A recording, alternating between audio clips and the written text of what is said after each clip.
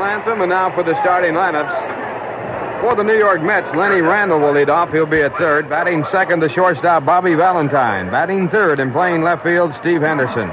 Batting fourth and playing first base, Ed Kranepool. Batting fifth, the catcher, John Stearns. Batting sixth, playing right field, Bruce Boisclair. The seventh batter will be the center fielder, Lee Mazzilli. Batting eighth, playing second base, Doug Flynn. And the pitcher, Jerry Koosman, batting ninth. For Philadelphia, the leadoff batter will be the right fielder, Jerry Martin. Batting second, the shortstop, Larry Bowa. Batting third, playing third base, Mike Schmidt. Batting fourth, the left fielder, Greg Luzinski. Batting fifth and playing first base, Bob Boone. The sixth batter will be the center fielder, Bake McBride. Batting seventh and playing second base, Terry Harmon. The eighth batter will be the catcher, Barry Foote. And Jim Lonborg, the pitcher, batting ninth. Umpires for the game tonight, Frank Pulley behind home plate. Dutch Rennert, the umpire at first base. John Kibler, the umpire at second. And Nick Colosi, the umpire at third. Beautiful night for baseball. If you're around the area and you haven't made your plans, there's parking available and also seating available here at Shea. And so we invite you to come on out. And as we get set for the ball game, coming in now for the play-by-play, Bob Murphy. Thank you very much, Ralph, and hi, everybody. With New York pitching Jerry Koosman, a left-hander in the game tonight. Danny Ozark making a couple of changes in his lineup. Jerry Martin replaces Bake McBride in right field. Martin is a right-hand hitter, batting at .290. So Jerry Martin will lead off against Jerry Koosman. Then Larry Bowa, followed by Mike Schmidt. Koosman sighting in. The windup and the first pitch of the night. A little bit low, 1 ball and no strikes. Ed Kranepool playing first, Doug Flynn at second, Bobby Valentine at short, and Lenny Randle is playing third. The 1-0 delivery to Jerry Martin, breaking ball inside and low, ball 2, 2 balls, no strikes. Steve Henderson is the left fielder, Joel Youngblood playing center field for the first time since joining New York, and around in right field, Bruce Boisclair. And a fastball over the outside corner, a strike.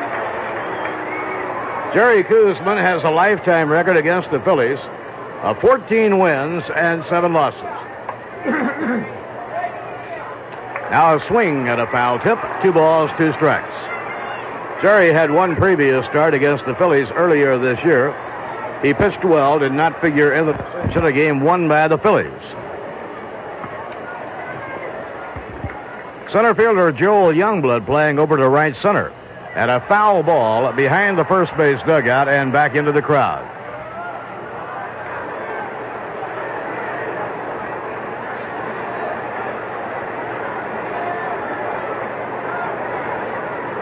Now Koosman checking it out with John Stearns. Here's the pitch on the way. Ground ball hammered to short. Bobby Valentine snags it. And a perfect throw to Ed Kranepool. 1 man down. 1 out and nobody on. Now switch hitter Larry Bowa to bat right-handed. The shortstop, Larry Bowa. Bowa hitting .265, batting left-handed, and .239 hitting right-handed. Larry has 4 home runs this year and 24 runs batted in. One of his 4 home runs, a grand slam. Beautiful evening for baseball here at Shea Stadium. Fastball by Koosman, a strike call.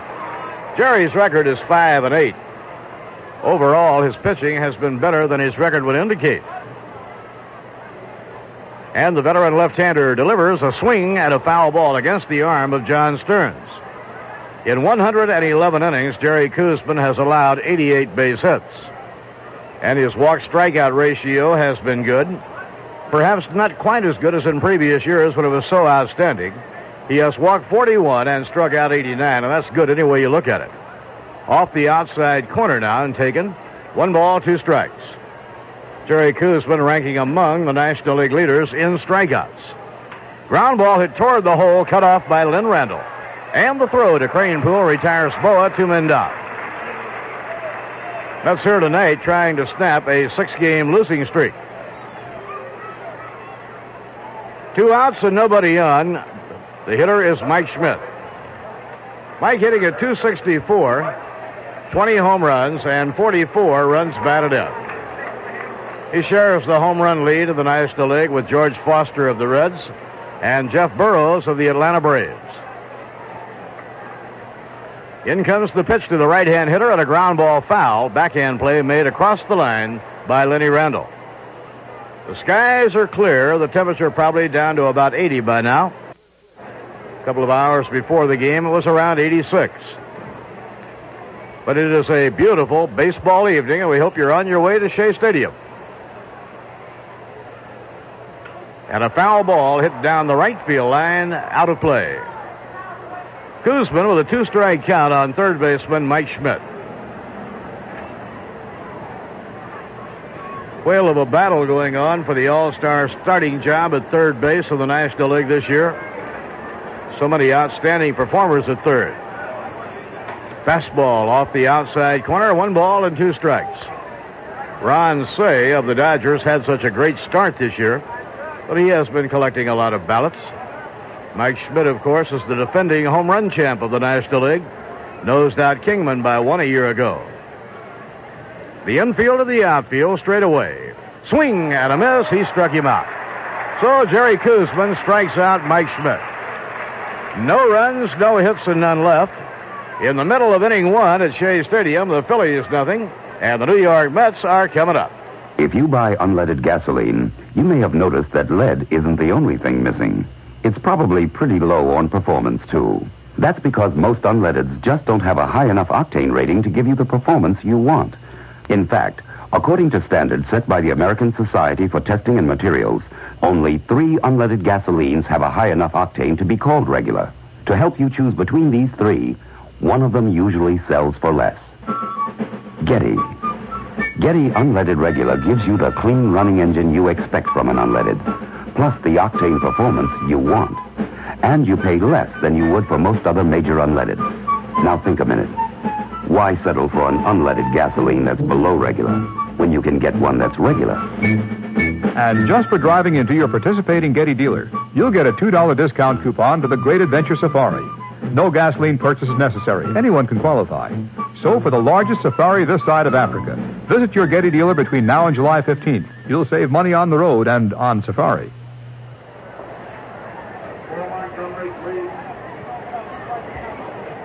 Veteran right-hander Jim Lonborg pitching tonight for Philadelphia. Lonborg was on the disabled list until late May. Made his first appearance on the 24th of May against the New York Mets. And that night he worked only 4 innings and then was taken out of the game by Danny Ozark. He had one other start against the Mets this year and hurled 7 shutout innings. Then was taken out. He got credit for a victory in that ball game. So Lonborg has 11 scoreless innings going against the Mets.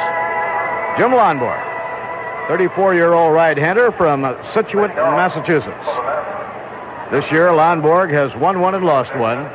Last year, he wrote quite a comeback story, winning 18 and losing 10. Lenny Randle to lead off for New York. Lenny batting at .306. Lenny has hit for a higher average, batting left than right. He's hitting left right now. And a fastball inside is ball 1. Randle hitting .328 left-handed and .273 right-handed. The 1-0 delivery, inside and low, it's ball 2. He does a good job of going with the pitch and getting base hits to the opposite field when he's batting left-handed. They play him to hit the left field. And a strike call to the outside corner. It's 2-1. Left fielder Luzinski not too far from the left field line.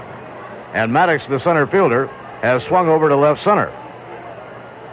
That's over. A strike call. 2 balls and 2 strikes.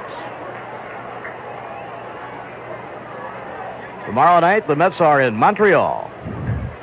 Pitching 2-2. Reached for, and a fly ball hit to short left field. Luzinski coming in. It hits his glove, and he can't hold it. And Randle will go into second base, standing up. That will be a 2-base hit for Lenny Randle. His 8th double of the year. He looped the fly ball down the line. Everybody took a run at it. Mike Schmidt, Larry Bowa, and Greg Luzinski. And at the last moment, running full speed and lunging forward, Luzinski got a glove on it. I believe it hit the heel of the glove. It was never in the pocket. Rolled off. And Randle is on with a double.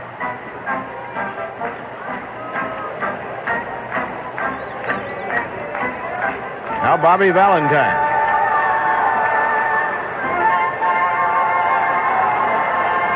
Bobby looking for his first base hits is donning a New York Mets uniform. He has really been working hard during this homestand trying to catch up. He's been at the ballpark early each afternoon getting extra batting practice. Now the stretch by Lonborg. And the pitch on the way. Ground ball hit hard off the glove of Harmon, the second baseman. Randle around third is going to hold up. With nobody out, Randle not taking a chance. That'll be a base hit for Bobby Valentine. Bobby has his first New York Mets base hit. Harmon is playing second. He ran toward second base, made a dive, got a glove on it, but couldn't hold it. So, runners at first and third, nobody out, and Steve Henderson coming up. Number 5, left fielder, Steve Henderson. Steve batting .296 on 8 hits in 27 times at bat.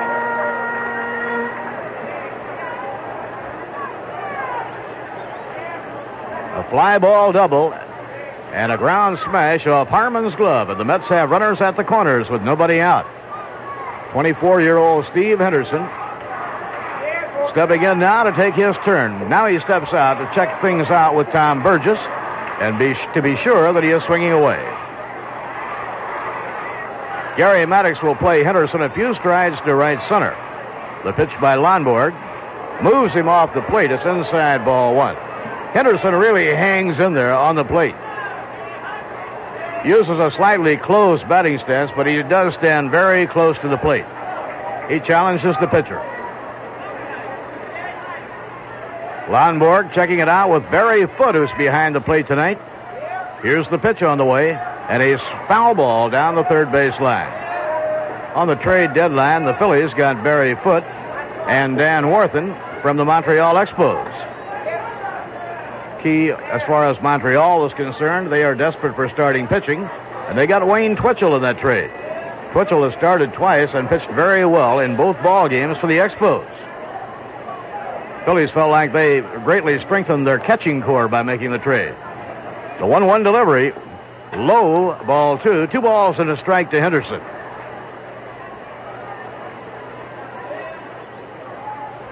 That's with a very young and a speedy ball club on the field here tonight.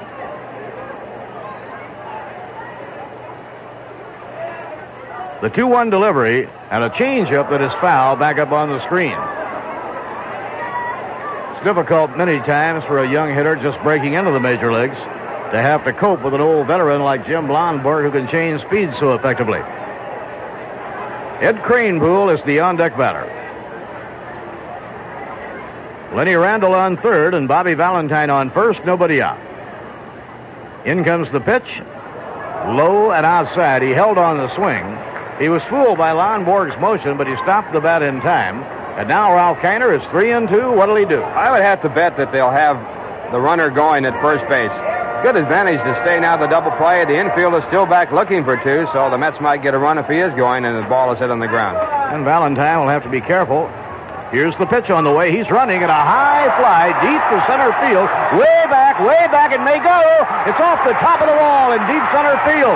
1 run has scored. Valentine racing home to throw to the plate. They may get him, and he is safe at the plate when the ball is dropped by Barry Foote. Foote was blocking the plate. Valentine had to challenge him. Crashed into him. Ball went loose. The run is in, and the Mets lead by a score of 2-0. Barry Foote, Ralph, had that plate blocked solid.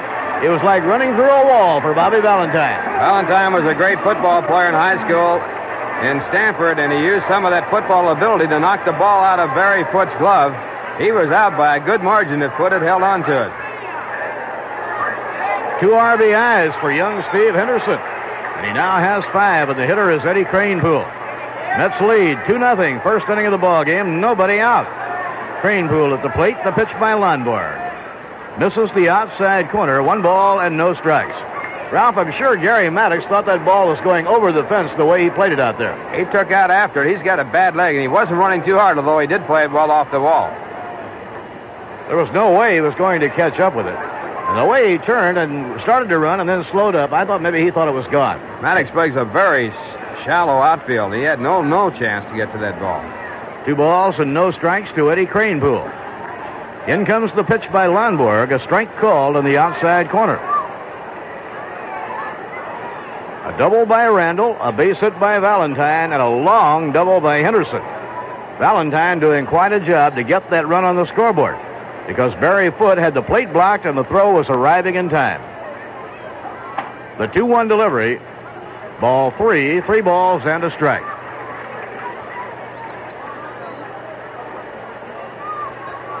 The on-deck hitter is John Stearns. Joe Torre has Eddie Kranepool batting cleanup. Pitching 3-1. Strike called on the outside corner, 3-2.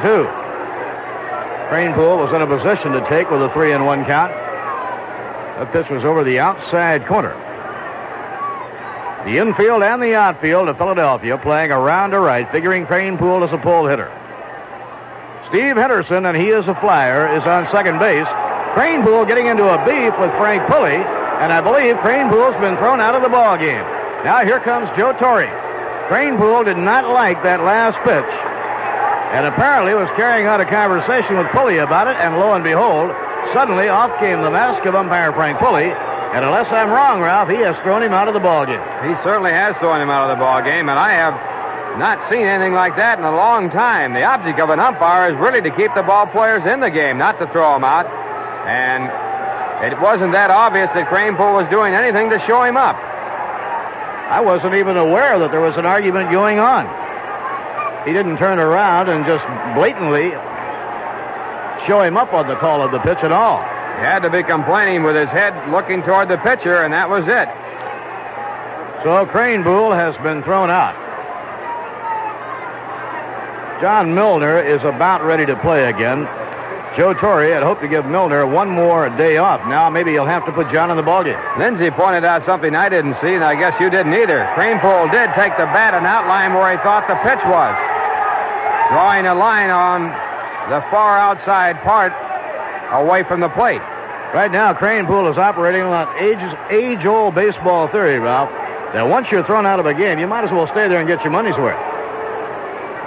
And he is having quite an argument with Frank Pulley. And now Joe Torre is going jaw to jaw. John Kibler, the crew chief, is in trying to get this all settled down.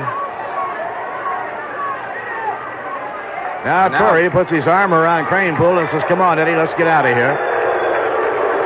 So Kranepool ejected by Frank Pulley. It was the result of the 3-1 pitch. Kranepool thought it was outside. Whoever's a pinch hitter coming up gets a free ride. If he gets a base hit, it's his. If he gets called out on strikes or whatever, it belongs to Kranepool. Well, let's see who's going to come out. It could be Milner, although Joe Torre wanted very much to give him one more day off. Mike Vail twisted his knee in that rain-delayed ball game last night. Not seriously. Mike conceivably could be back in the lineup by tomorrow night or the next night. But because Milner, Buddy Harrelson is coming out.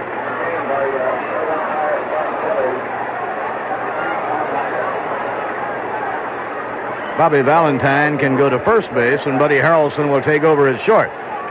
So Buddy Harrelson will be hitting cleanup. I wonder if this is the first time in his life he ever hit cleanup, Ralph. I would have to think so. Buddy will take over with a count of 3-2.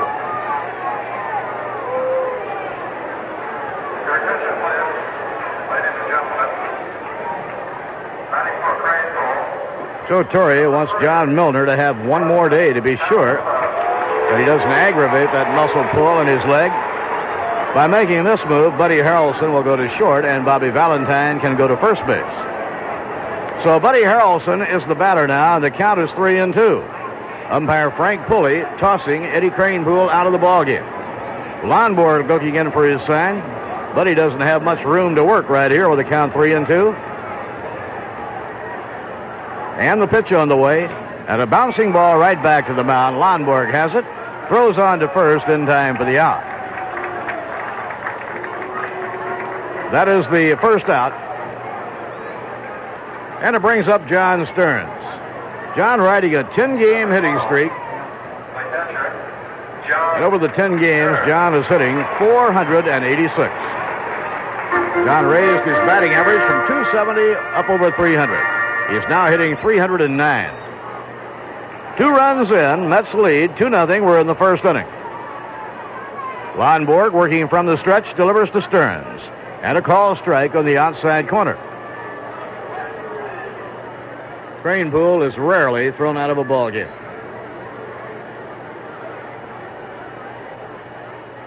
Now the veteran right-hander kicks. Around comes the arm, taken high. 1 ball and 1 strike.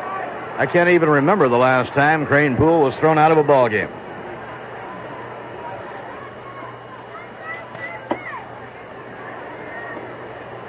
Lonborg with a 1-1 count. Fastball, and that just missed. 2 balls and 1 strike. Bruce Boisclair, playing right field and batting 6th in the order, is out of the on-deck circle. Steve Henderson, who doubled 2 runs home, leading away from second base. Lonborg's 2-1 delivery, ground ball hit down to third. Schmidt will hold the runner. The throw to first to Boone is in time for the out. Lonborg retiring Stearns on a ground ball, and it brings up Bruce Boisclair. Bruce hitting .254 with 3 homers and 16 runs batted in.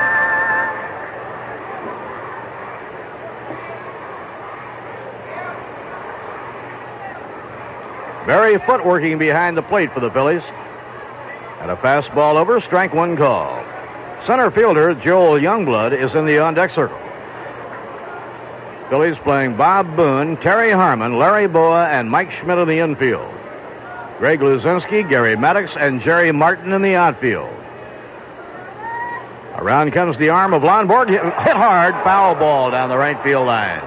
Boisclair ripped the curveball, and it was foul by about a yard, and it went off of that bat like a shot. So Lonborg now with a 2-strike advantage. 2 runs have scored on 3 hits. We're in the home first at Shea. Tomorrow night, the Mets open a 5-game series at Olympic Stadium in Montreal. A doubleheader Friday evening, getting underway at 6 p.m. Now the pitch, too high. 1 ball, 2 strikes. We'll be covering all 5 of the games on radio, and we'll be televising the last 4 in the series, including both games of the Friday night doubleheader.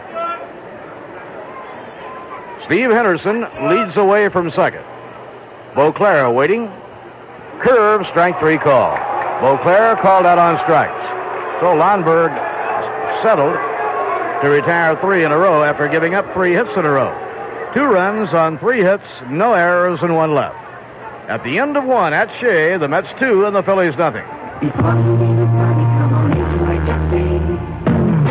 on in, come on in, come on in to HFC. For nearly 100 years, HFC has tried to bring you the best service possible, to be friendly, fast, and convenient. And we're usually just around the corner. And if there's ever any way we can improve ourselves, just let us know. Come on in, come on in, come on in to HFC. HFC, an equal opportunity lender. So come on in, come on in, come on in to HFC. Household finance, where people use our money to get the most out of life. Come on in to HFC. At Household Finance, you may borrow up to $2,500 and choose from a wide variety of repayment loans. For a large or small loan, call HFC in New York, New Jersey, or Connecticut. See your phone book for the Household Finance office nearest you.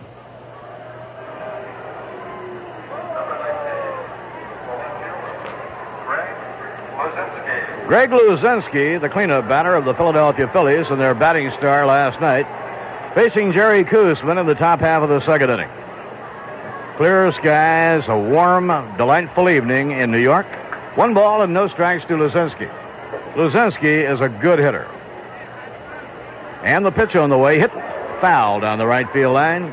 He is so powerful, he can go across the plate, take that outside fastball, and hit over the right field wall. Luzinski has 16 home runs and 49 runs batted in. Last night he doubled home the tying run, and then he homered for the winning run. Powerfully built right-hand batter, and he takes a low ball, 2 balls and 1 strike. Phillies have 2 of the strongest hitters in baseball in Schmidt and Luzinski. Now a swing and a miss, 2-2.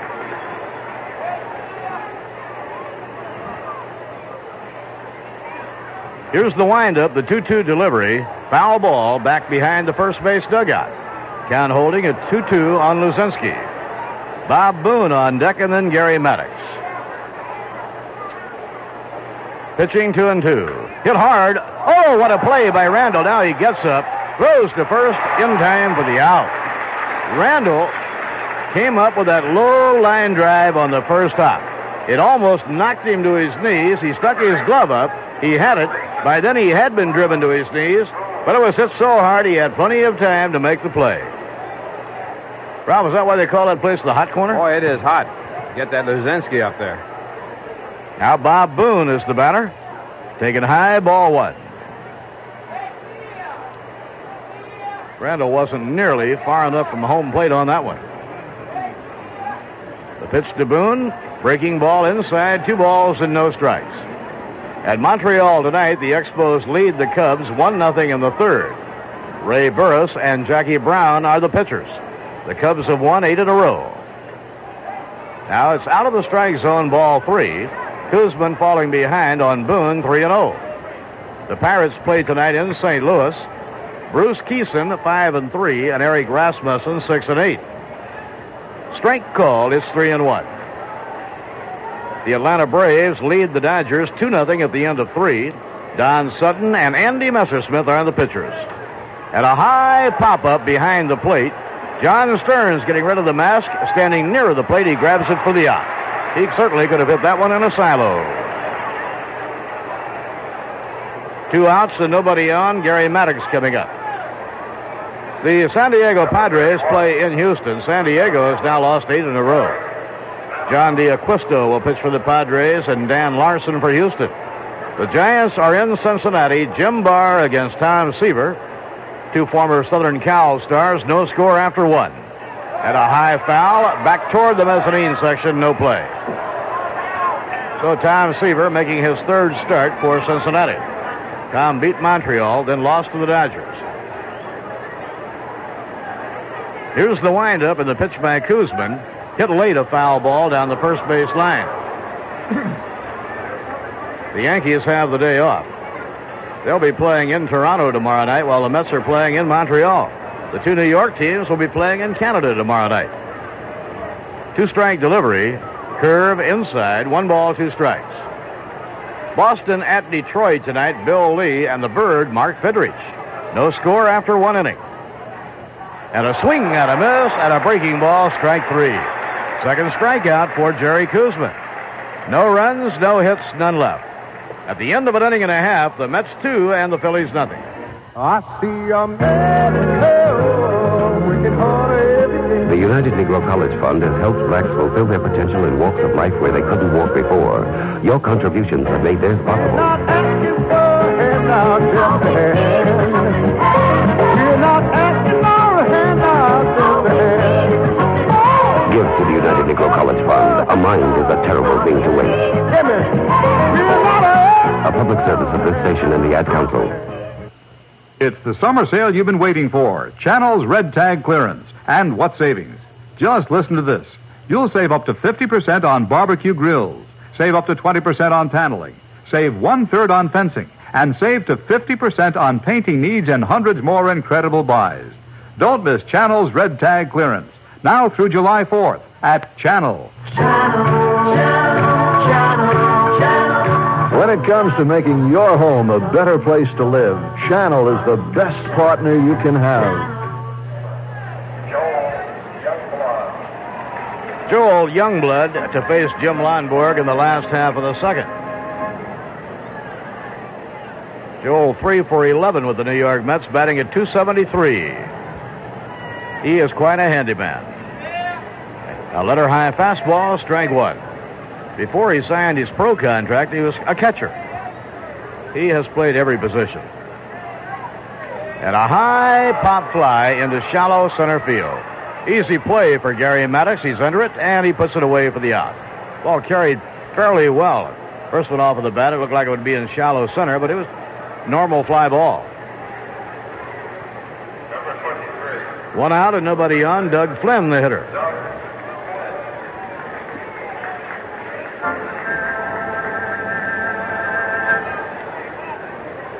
Doug has 1 for 13 since joining the New York Mets.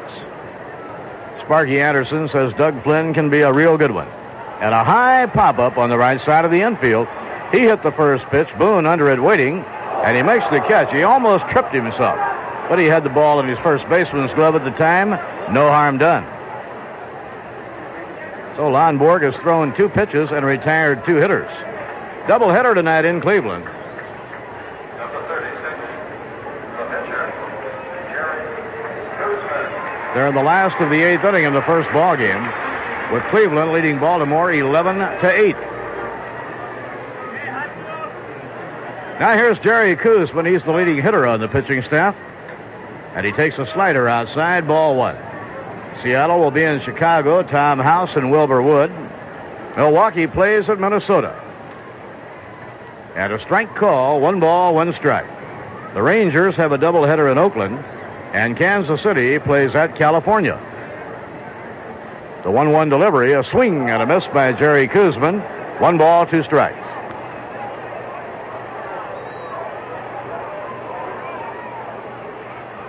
Lenny Randle waiting on deck. Mets in front, 2-0, and a swing and a miss. He got him. So Koosman fanned by Lonborg, his second strikeout. No runs, no hits, and none left. At the end of 2 innings at Shea Stadium, the Mets 2 and the Phillies nothing. Taste Schaefer beer, consistently great Schaefer. From first beer to your last, it goes straight to your thirst. Beer after beer, the same great tasting Schaefer. Your last one always tastes as good as your first. Schaefer consistency starts with country pure water, heading for the Schaefer Brewery in Lehigh Valley. There's Schaefer's Kreuzen brewed, that's brewing twice. For over 130 years, it's given Schaefer a smooth, crisp, consistently great taste. Schaefer consistency. Put it to the test. You'll find your last one tastes as good as your first. Beer after beer, the same great tasting Schaefer. Your last one always tastes as good as your first. Schaefer Brewing Company, Lehigh Valley, Pennsylvania.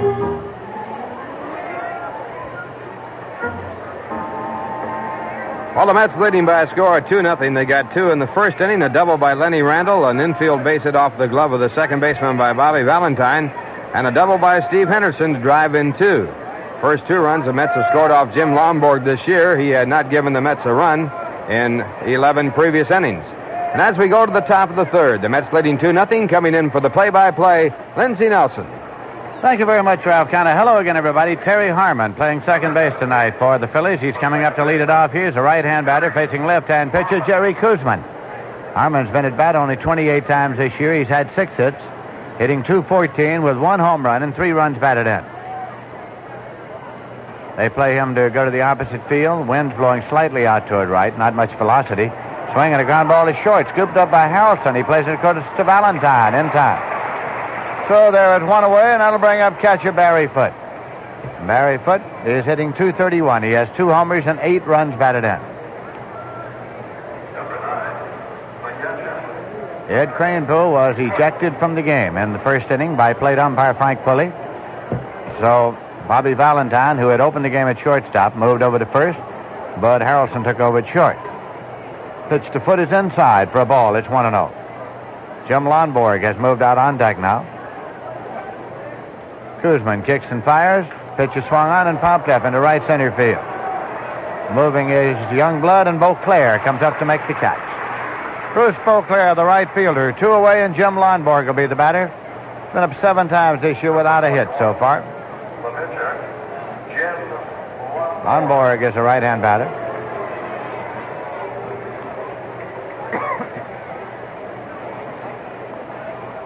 The Mets are leading by a score of 2-0. Koosman's pitch is swung on and missed. That's strike 1. Nobody on with 2 men out. Koosman has struck out 2, walked none. Here's the 0-1, and it's low for a ball. 1 ball and 1 strike to Lonborg. This is the final game of a 3-game series, final game of the homestand. Pitch is low for a ball. It's 2-1 now to Lonborg. He's followed by right fielder Jerry Martin. And a 2-1. Fastball, missed low. Mets thought they might get a call on that one and did not. It's 3 balls and a strike. Lonborg takes a look down to third base coach Billy DeMars. Takes the pitch. It's in there for a call strike, and the count is full at 3-2. So this will be a payoff pitch from Jerry Koosman to Jim Lonborg, and it's on the way. Swung around and popped up to the right side. At first base, Valentine is calling. He is near the line. Makes the catch in fair territory. So the side is retired. In order, nothing across. And in the middle of the third inning, the score is the Mets 2 and the Phillies nothing. Well, the Mets have scheduled a brand new super special event this year for Saturday, July 30th. That's the date when the first T-shirt day ever will be held. We know you'll want to make your ticket plan soon because this promises to be a very big event. The T-shirt, which will be given to youngsters age 15 and under who purchase a ticket and attend the game, is made of a polyester and cotton blend and comes in 4 sizes, small, medium, large, and extra large. It's a good-looking white short-sleeve shirt with a large 2-color Mets logo on the front. The shirt is edged around the neck and on the sleeves with Met blue trim, which makes it stylish and durable, too. We're sure that all you youngsters will want one to wear for the remaining hot days of summer. So buy your tickets now at all the Mets regular outlets, and don't forget a T-shirt for all those boys and girls up to and including 15 years of age who buy their ticket and come out to Shea Stadium on Saturday, July 30th, when the Mets meet the San Diego Padres at 4:05 p.m.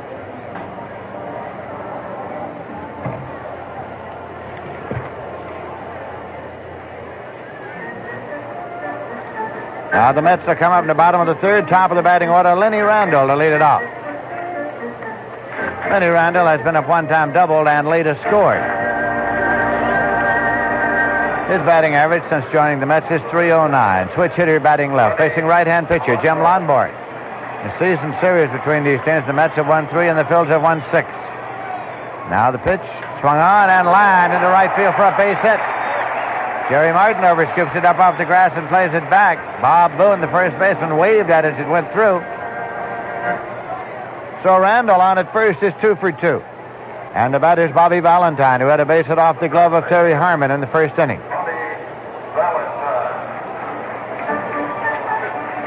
Valentine is a right-hand batter who came to the Mets from the San Diego Padres. Randle takes his lead. Bob Boone at first holds against the runner. Lonborg sets and checks, throws to first base, not in time. Randle's back.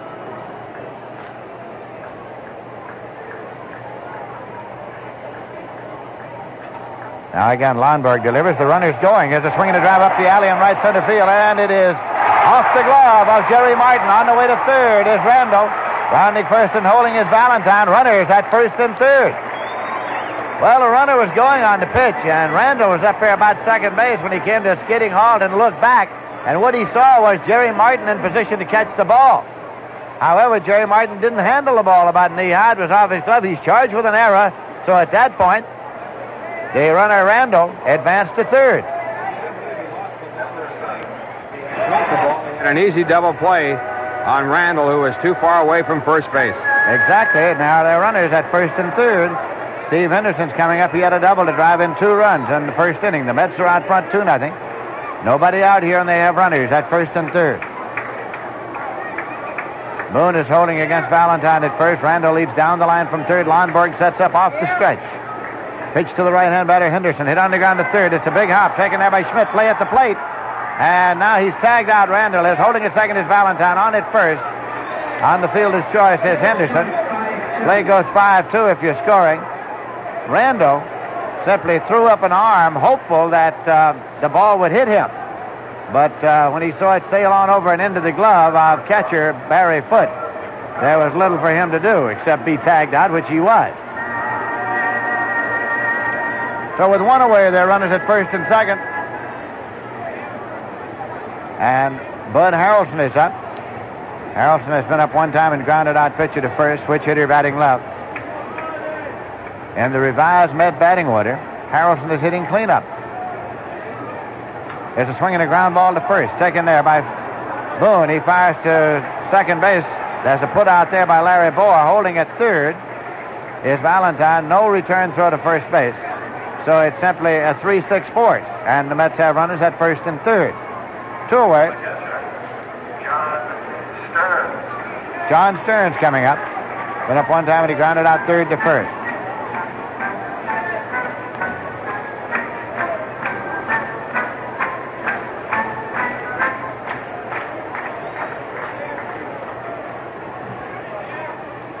Lonborg, hands on his knees now. Looks in to pick up his sign, as Stearns is still getting dug in a little bit there at the plate. Met runners take their leads at first and third. And the pitch is in there for a called strike. It's 0-1.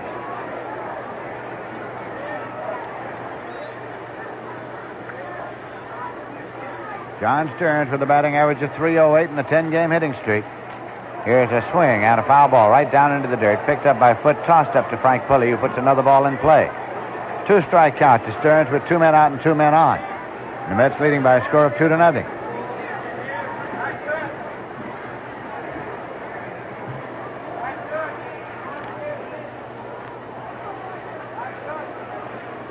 Lonborg taking a little breather before getting ready to work here once again.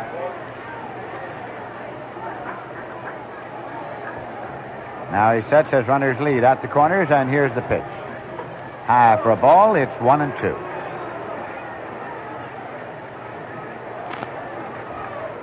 Bruce Boisclair is next on the Met batting order. They're playing John Stearns to pull the ball. Maddox in center way over toward left field. Here's the 1-2. And tight as Stearns hits the deck. 2 balls and 2 strikes. Mets have 2 runs, 4 hits in this ball game, and runners at first and third here.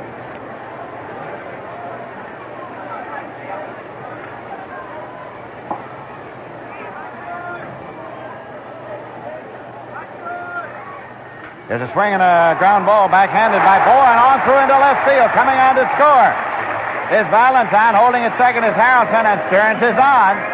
As Bowa went to a backhand stab, it scored as a base hit. Gives him an 11-game hitting streak, the longest by a Met this year. And the Mets are leading in the game by a score of 3-0. That is the 30th run batted in for John Stearns. Hard smash to the backhand side of Bowa. He tried the backhand stab, but came up empty. So now with runners at first and second, Bruce Boisclair is coming up.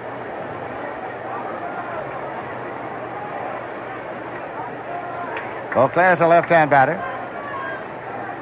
Lonborg with the pitch. And it's in there for a called strike. The Mets 3 and the Phillies nothing in the bottom of the third inning here at Shea Stadium.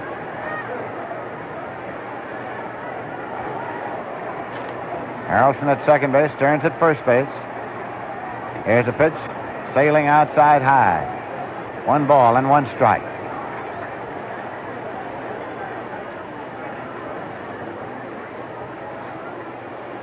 Outfield defense shaded toward right against Boisclair. There's a wide stance at the plate. Lonborg offers 1-1. Swung on and popped up to the left side. Bowa retreating to short left. Luzinski coming up and running a circuitous route. He makes the catch. So the side is retired as the New York Mets picked up a run. They had 2 hits. There was an error and 2 left. And at the end of 3 innings, the score is the Mets 3 and the Phillies nothing. Boy, there's one sure sign that spring is here and summer is on the way. It's a dollar sign. Come on in, come on in, come on in to HFC. The need for extra shopping money is a sure sign of spring and summer. And if you're not sure how to get it, come on into HFC for a shopper's loan. HFC, an equal opportunity lender. Come on in, come on in, come on in to HFC. So come on in, come on in, come on in to HFC.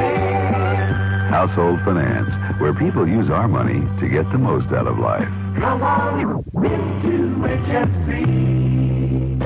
At Household Finance, you may borrow up to $2,500 and choose from a wide variety of repayment loans. For a large or small loan, call HFC in New York, New Jersey, or Connecticut. See your phone book for the Household Finance office nearest you. In the American League, in the first game of a twilight doubleheader, the Cleveland Indians have defeated the Baltimore Orioles by a score of 11-8. Jim Bibby got the win. He's won 8 and lost 4. Sid Monk in the 7th and Jim Kern in the 9th. Rudy May started and took the loss. He's 9 and 7. Scott McGregor in the 3rd. Tippy Martinez in the 5th. Rico Carty hit his 4th home in the 4th with 1 on. Andres Mora hit his 4th in the 8th with nobody on. Now Jerry Koosman is set to work to Jerry Martin, and the pitch is in there for a called strike. Jerry Martin has been up one time, and he grounded out short to first. Koosman's pitch again breaks, and it's low. 1-1. In Detroit's bottom of the 3rd inning, the Detroit Tigers are leading the Boston Red Sox 2-0. The Red Sox have lost 5 in a row. Swinging a ground ball foul back of 3rd. Bill Lee, 4-1, going for Boston. And Mark the Bird Fidrich is going for Detroit. He has won 5 and lost 2, and he has a 2-run lead. Seattle did not score in the top of the 1st. The Chicago White Sox are coming to bat. Tom House 1-1 against Wilbur Wood 1-1. Pitch is hit on the ground to 3rd base. Randle has it up and throwing across to Valentine, and he tags the runner coming by on the shoulder for the putout. Valentine came off and then tagged runner Jerry Martin as he went by.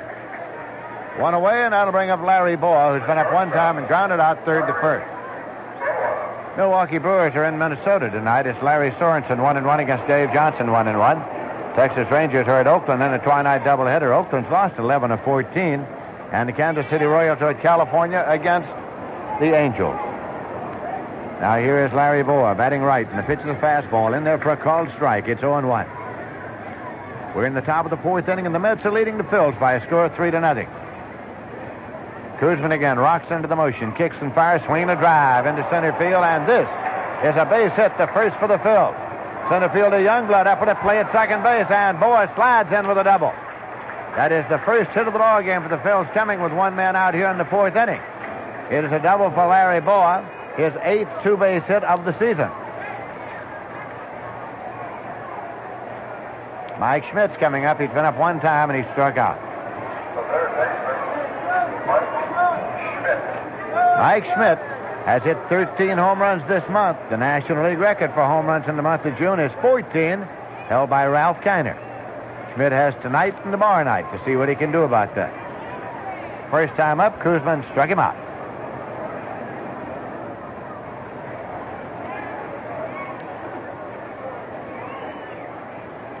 Koosman checks the runner. Bowa leads at second.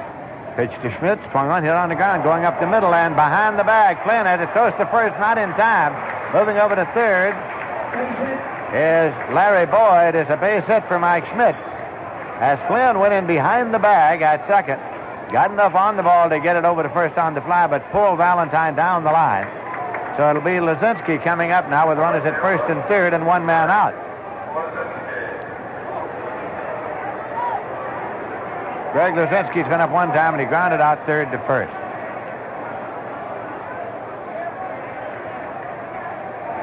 Koosman sets. Here's the pitch, and it's low for a ball. At Olympic Stadium in Montreal, where the Mets will be tomorrow night, it's the bottom of the 4th inning, and Montreal is leading the Chicago Cubs 1-0. Ray Burris 9-6 against Jackie Brown 4-6. Here's a pitch, swung on and missed. It's 1-1. The Cubs have an 8.5 game lead in the Eastern Division, and they have won 8 games in a row. Montreal Expos, who are a half game ahead of the Mets, have lost 6 of their last 7 games. Here's a 1-1 pitch. Swung on and foul back. It's out of play. Pittsburgh Pirates, who have lost 4 in a row, are at St. Louis against the Cards, who have won 5 of their last 6. Bruce Keeston 5-3 against Eric Rasmussen 6-8. Second game of their doubleheader last night, the Pittsburgh Pirates ended up with a shortstop on the mound. Mario Mendoza came on to pitch in the 7th inning. This will be a 1-2 pitch now. Swung on line to 3rd. Randle flags it. Has no other play but a leaping grab with a backhand stab by Lenny Randle to rob Luzinski of what looked to be a sure extra base hit. The hand is for Lenny Randle. That's the second great play that Randle has made against a line shot hit by Greg Luzinski. That's going to bring up Bob Boone now. Runners holding at first and 3rd. It was hit so hard, so fast, there was no chance for any shot at a double play because the runners had not had time to get away from the bag. Here's a pitch to Boone, and it's in for a called strike. the Dodgers are at Atlanta, and they just got 4 runs in the 4th inning. So going to the bottom of the 4th, Los Angeles 4, Atlanta 2. Don Sutton 8-3 against Andy Messersmith 5-3. That pitch is in for a called strike 2 to Boone. Gary Matthews hit his 9th homer in the 1st with nobody on for Atlanta. San Diego Padres, managed by Alvin Dark, and who have lost 8 in a row, are at Houston. John D'Acquisto 1-1 against Dan Larson 2-2. In the 3rd inning, Cincinnati leads the Giants by a score of 1-0. Jim Barr against Tom Seaver. Swinging a foul ball off and out of play. Cincinnati got a run in the bottom of the 2nd to go ahead of the Giants. Jim Barr 8-5, Tom Seaver 8-4. Right here, the Mets are leading the Phillies by a score of 3-0. Phillies are batting with 2 men on, 2 men out in the top of the 4th inning.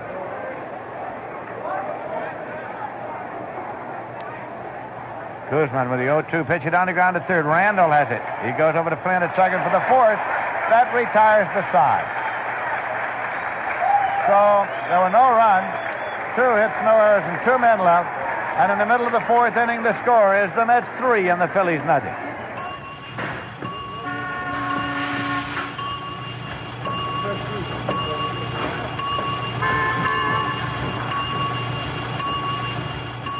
If the ding-ding-ding of a gas pump pumping is no longer exactly music to your ears, maybe it's time for a little good common sense. You asked for it. You got it, Toyota. Toyotas are famous for great gas mileage.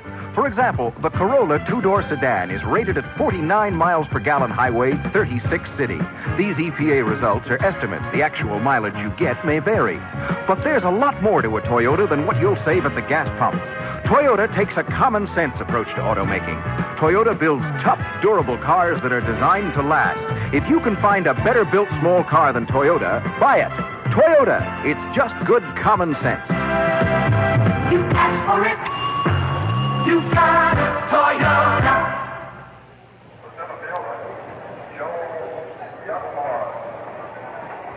Joel Youngblood comes up to lead it off for the Mets as they bat in the bottom of the 4th inning. He has been up one time, and he flied out to center field.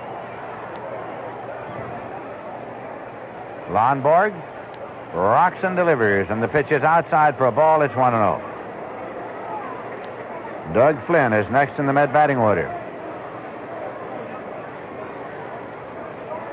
And that pitch is high for a ball. 2-0 is the count.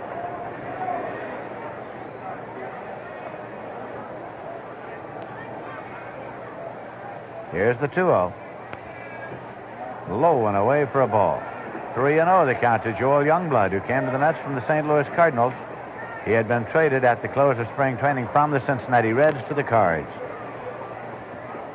That is low, and he walked him. So Youngblood goes to first. First base on balls issued by Lonborg. And Doug Flynn, the number 8 man in the order, is coming up. He's been up one time, and he popped out to first base.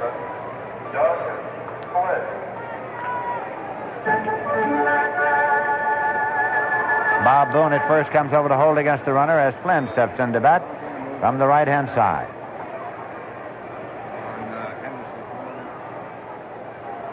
Lonborg again sets now. Checks the runner.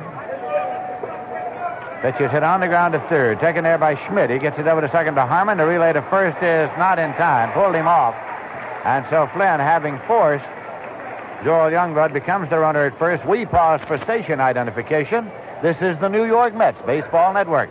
Hi, this is Ted Brown. Weekday afternoons, I'll give you a sporting chance to get home from work with complete traffic reports, news, sports, and music only on 1130 WNEW New York.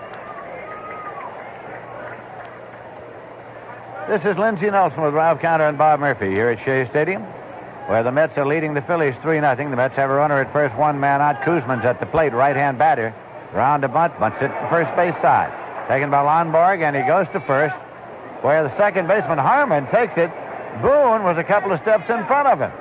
Boone, a catcher by trade, playing first base, and he hadn't charged fully on the bunt, so he was trying to retreat to get back. He almost got back in the way of his second baseman. Sack goes 1-4, and it'll bring up Lenny Randle, who's getting a hand for his fielding plays tonight, and the 2 previous base hits he's had in this game. Randle doubled and later scored in the 1st. He singled in the 3rd. Switch hitter batting left. Larry Bowa, the shortstop, is coming in to have a word with his pitcher, Jim Lonborg.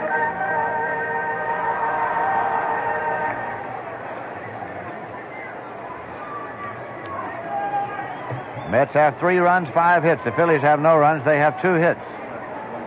But the Mets now have a runner in scoring position with 2 men out. Doug Flynn takes his lead there as Randle settles himself into the batter's box.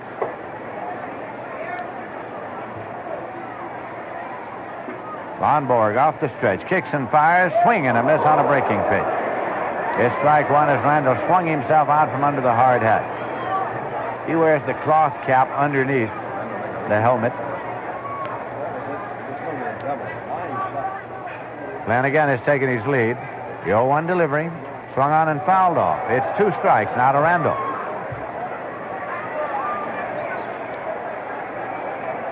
Mets will be going up to Montreal tomorrow morning. Play the Montreal Expos tomorrow night. Then there is a twilight doubleheader Friday. That's Dominion Day in Canada. Montreal Expos have just scored 2 more runs against the Cubs. That game's in the bottom of the 5th, and Montreal is leading 3-0. Ray Burris against Jackie Brown. That series continues Saturday night and Sunday afternoon. Then the Mets go to Philadelphia. Inside for a ball. 1-2. Steve Garvey has hit his 19th homer of the year for the Dodgers in the 5th with nobody on. Dodgers are leading 5-2 in the 6th inning, so he's only 1 behind the leaders. Burrows, Schmidt, George Foster, who are tied at 20 each. This will be 1 ball and 2 strikes to Lenny Randle. Doug Flynn leading off the bag. And Jim Lonborg stepped off.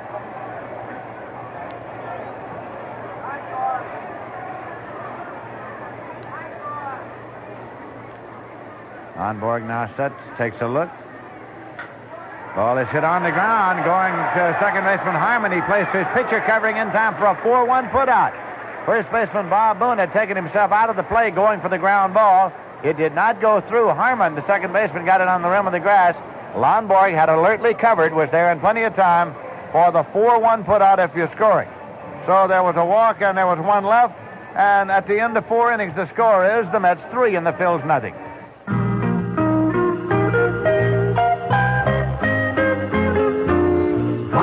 The big idea.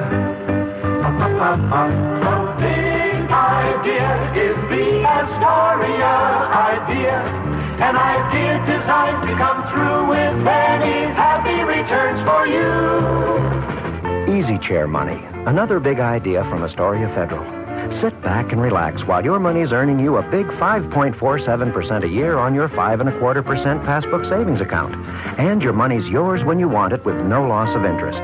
Astoria has other big ideas in high-yield savings certificates, and every Astoria account earns the highest rates the law allows.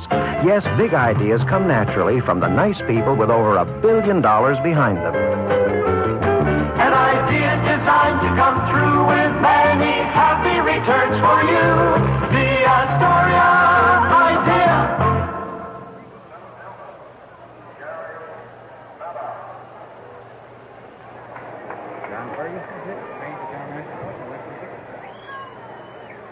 And now to lead it off, Garry Maddox is at the plate, and the pitch is high for a ball. Top of the 5th inning. Here is Koosman with the pitch to Maddox, and it's swung on and missed. 1-1 is the count.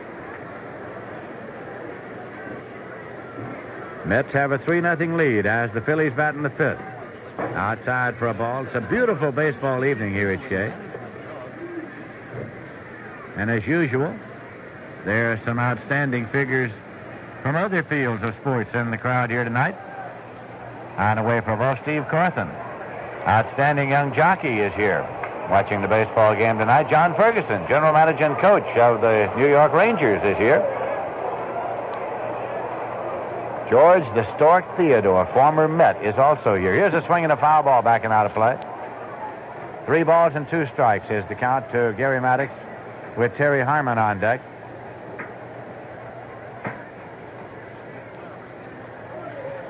Koosman has been in all the way. Here's a pitch fouled off to the right side and going out of play.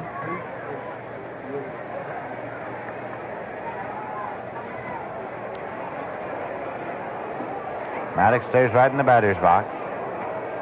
Koosman takes a look over his shoulder. Now turns to work. And here's the pitch. Swung on and popped up into short right. Digging back is Flynn. Calling as he goes, the second baseman makes the catch. Doug Flynn. One away, and Terry Harmon's coming up now. He's been up one time, and he grounded out short to first. Playing second base tonight in place of Ted Sizemore for the Phils. The second baseman, Terry Harmon. Mets come back from their upcoming road trip. It'll be on Friday night, the 8th of July, and they will be playing the Montreal Expos here at Shea. Here is Koosman with the pitch. Fastball right in there for a called strike. It's 0-1. We'll be on the air from Olympic Stadium in Montreal tomorrow night at 7:30 p.m. New York time. Pitch is inside for a ball. It's 1-1. They set up playing Harmon to go to the opposite field. Koosman deals 1-1, and it's hit down the line in right, a foul ball out of play. 1 ball and 2 strikes. Catcher Barry Foote is next in the order. For manager Danny Ozarks, Philadelphia Phillies, the defending champions in the Eastern Division of the National League. Now the 1-2. Swung on and fouled off. The count holds at 1 ball and 2 strikes.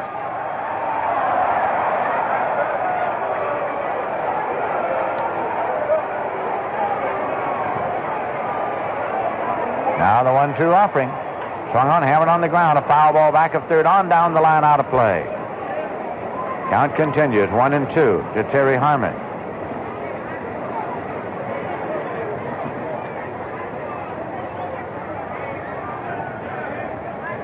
Now Koosman turns, takes a little breather, decides to mop his brow since he's already turned and stepped off the rubber, and he does. A warm night like tonight, he changes shirts 5 or 6 times. Perspires freely. Here's a 1-2 pitch. Curveball a little high. 2 balls, 2 strikes to Terry Harmon. And a 2-2. Swung on, popped up. Second baseman Flynn in short right is calling for it. And Doug Flynn puts it to work. 2 Phils are out here in the top of the 5th inning, and Barry Foote's coming up. He's been up one time, and he flied out to right field.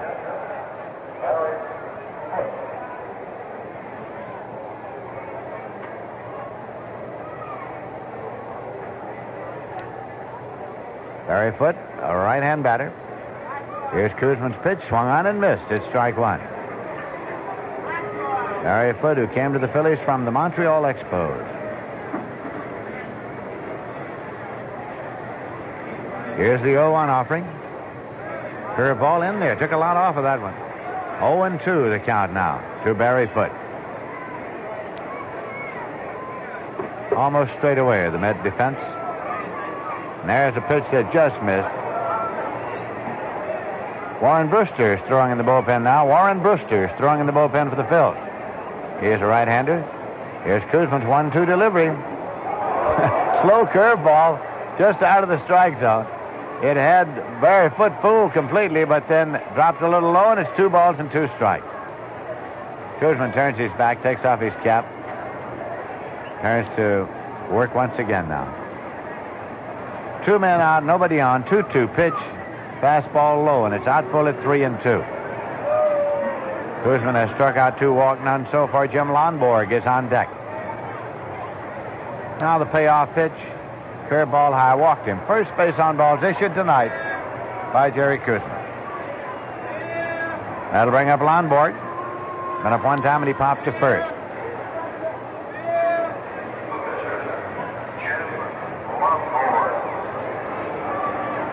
Lonborg is a right-hand batter.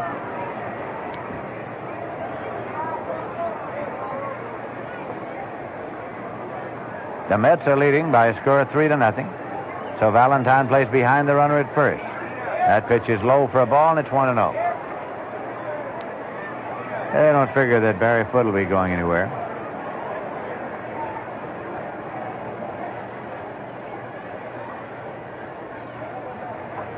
Koosman kicks and fires, swinging a high pop up the right field line, a foul ball. It's drifting toward the seats. Valentine can't get it. He got up onto the cylinder. where the tarp is rolled up, but still couldn't get it. With several rows deep in the lower field boxes. 1 ball and 1 strike. Montreal Expos have scored twice again. Bottom of the 5th inning, so going to the 6th. Montreal leads the Chicago Cubs 5-0. Donnie Moore now has been brought on in relief of Ray Burris for Chicago. Swinging a high pop foul to the right side. It's out of play. Count is 1 ball and 2 strikes.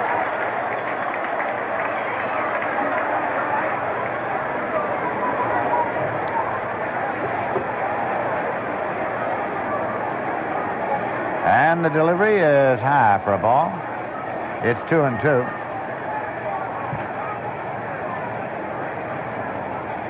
Barry Foote takes his lead at first. Koosman works 2-2. Swung on, it's popped up toward third. Randle moves up now onto the infield grass and makes the catch. So the side is retired. There was a walk and 1 left, and in the middle of the 5th inning, the score is the Mets 3 and the Phillies nothing. If you're like most buyers of regular gasoline, you probably think unleaded gasolines just don't perform. Sure, unleaded gives you a nice, clean engine, but it just doesn't have the pep of your regular. Or for that matter, the low price. Well, you regular buyers are in for a little surprise.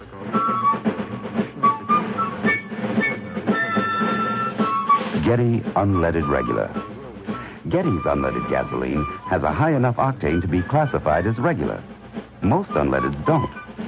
Yet Getty Unleaded Regular actually sells for less per gallon than most other major unleadeds.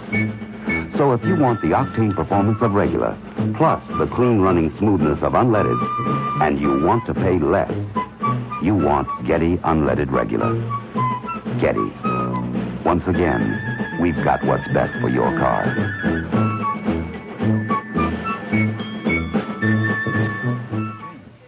But Mr. Trudeau repeated that he is awaiting the results.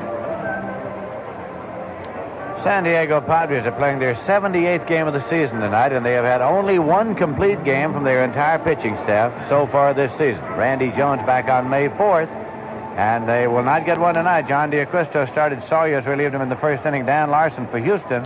It's a 1-1 tie going to the 2nd inning in Houston. And the bottom of the 4th, the Cincinnati Reds are leading San Francisco 1-0. Tom Seaver against Jim Barr. Right here, the Mets are leading the Phillies 3-0. Bobby Valentine is up in the bottom of the 5th inning. Jim Lonborg, who started, kicks and fires, and the pitch is hit way back in left field. Going to the wall is Luzinski. It is going, and gone. A home run for Bobby Valentine. Over the left field fence into the bullpen for Bobby Valentine, his 2nd home run of the year, his 1st as a New York Met, and the Mets are leading by a score of 4-0.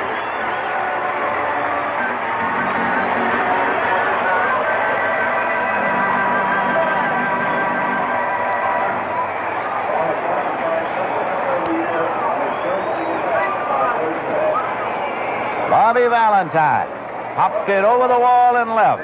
And that brings up Steve Henderson, who doubled to drive in 2 runs in the 1st inning. Mets have 4 runs, 6 hits. Lonborg with the pitch. And it's high for a ball, 1-0. Nobody on and nobody out. And the 1-0 delivery is in there for a called strike to young Steve Henderson. Bud Harrelson is on deck.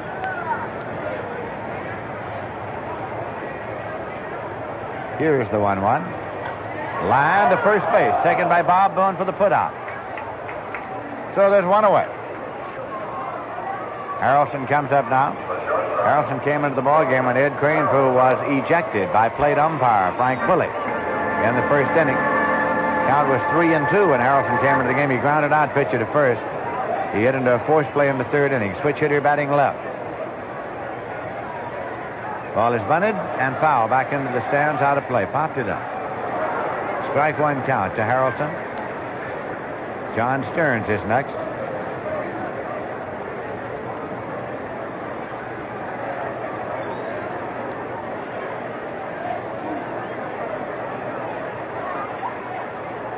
Here's Lonborg into the motion.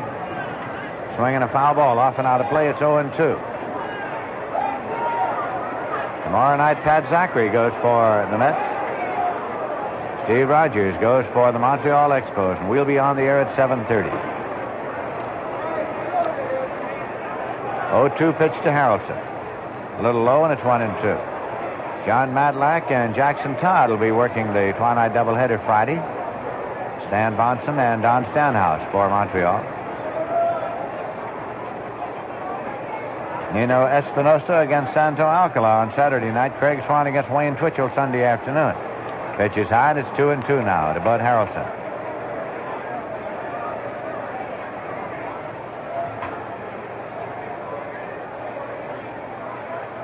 Here's the 2-2 offering.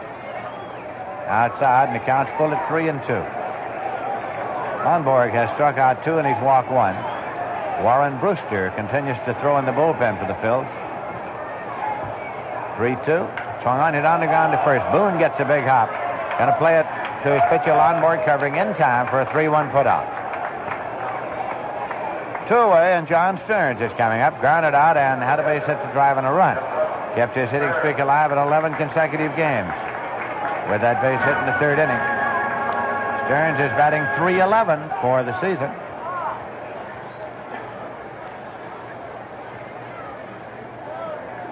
That pitch is a swing and a miss. It was a check swing, and Frank Pulley says make it a swinging strike, so it's 0-1. The pitch is high and tight, so it's 1 ball and 1 strike. 2 men out, nobody on base. The Mets 4 and the Phillies nothing. Here's the 1-1. Rides high for a ball. It's 2-1. Garry Maddox well over into left, playing Stearns to pull the ball.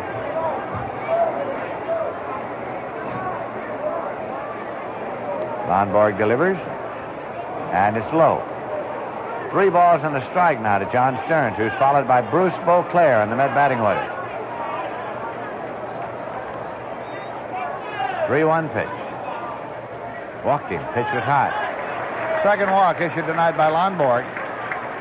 Gives the Mets a base runner with 2 men out in the bottom of the 5th and brings up left-hand batter Bruce Boisclair, who has been called out on strikes and flied to left 0 for 2.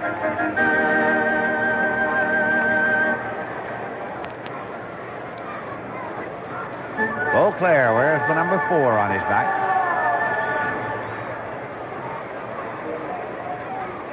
Stearns takes his lead at first base.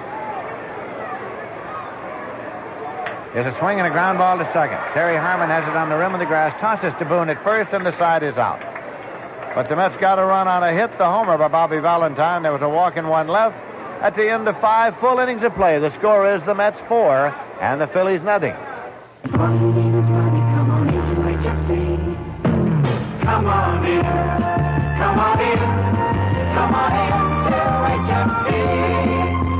If you're thinking about a nice, faraway vacation, but money's keeping you close to home, come on into Household Finance. With an HFC travel loan, you could get away from it all, far away from it all.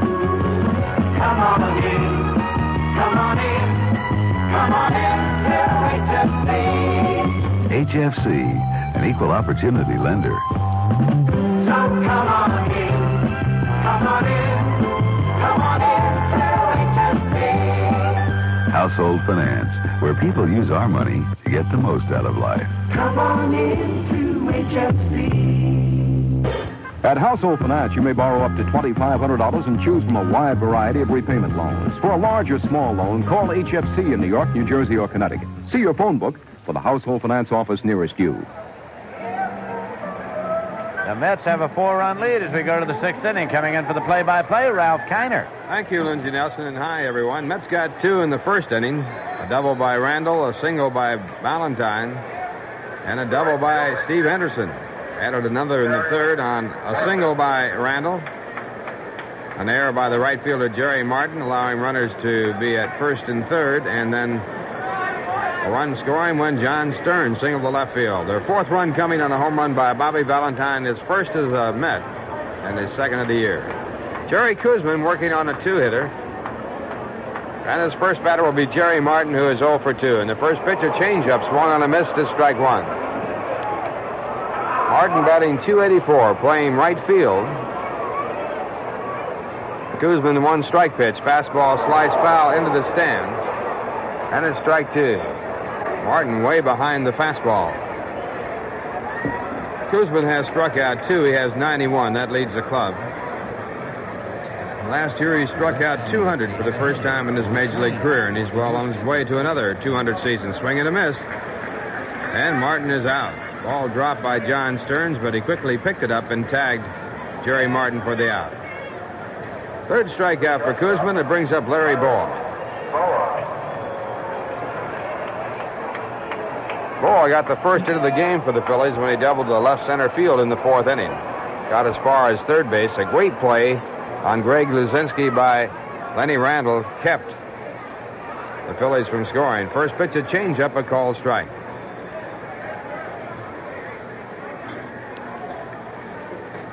And Koosman back with a one-strike pitch. It's fouled back into the stands. Tonight's baseball quiz, Jim Cott, the Phillies' veteran left-hander, is the winningest active pitcher in baseball today. Do you know how many games he has won during his 16 years in the major leagues? Left-hander Jim Cott. Two-strike pitch on the way. Ball looks, and it's too low. 1 ball, 2 strikes.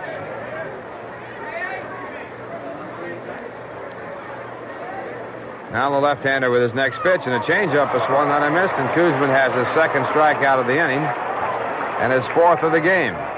That'll bring up Mike Schmidt, who has struck out and also has had an infield base hit. Schmidt batting .266.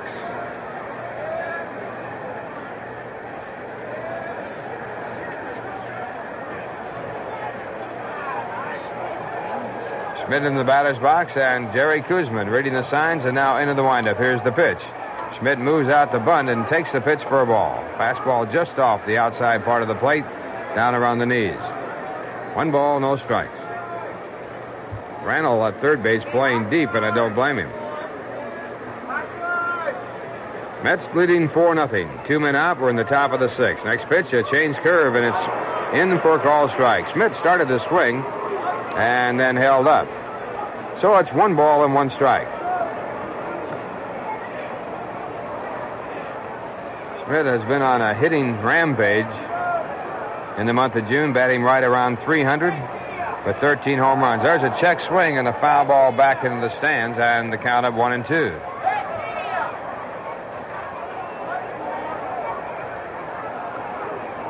Last year, Mike Schmidt got off to a great start, had 4 home runs in a single game against the Cubs.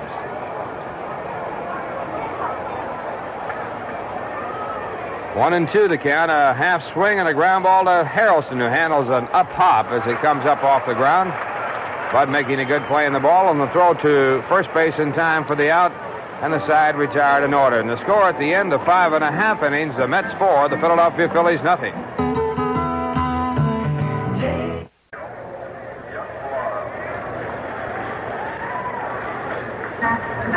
Joel Youngblood, the leadoff for the Mets in the bottom of the 6th inning. The Mets leading by a score of 4-0. Jim Lonborg, the pitcher for the Phillies, has been in all the way. Right-hander for the Phillies with a record of 1 win and 1 loss. His win was against the New York Mets. In the first pitch, a slider swung on a miss at strike 1. Youngblood has flied out to center field and walked in his 2 appearances. Batting at .205. Joel playing center field in tonight's game. 1 strike pitch on the way, a let up, and it's outside. 1 ball, 1 strike. The answer to the baseball quiz, Jim Cott, the winningest pitcher in baseball today, has recorded 250 victories during his 16 years in the major leagues. And the 1-1 pitch is swung on and grounded foul. The count at 1 ball and 2 strikes. Cott is an outstanding hitter for a pitcher. He also has been one of the outstanding fielders in the game. Last year he won 12 and lost 14 for the Phillies. The year before with the White Sox, he won 20 and lost 14. The year before that, 21 and 13. One ball, 2 strikes.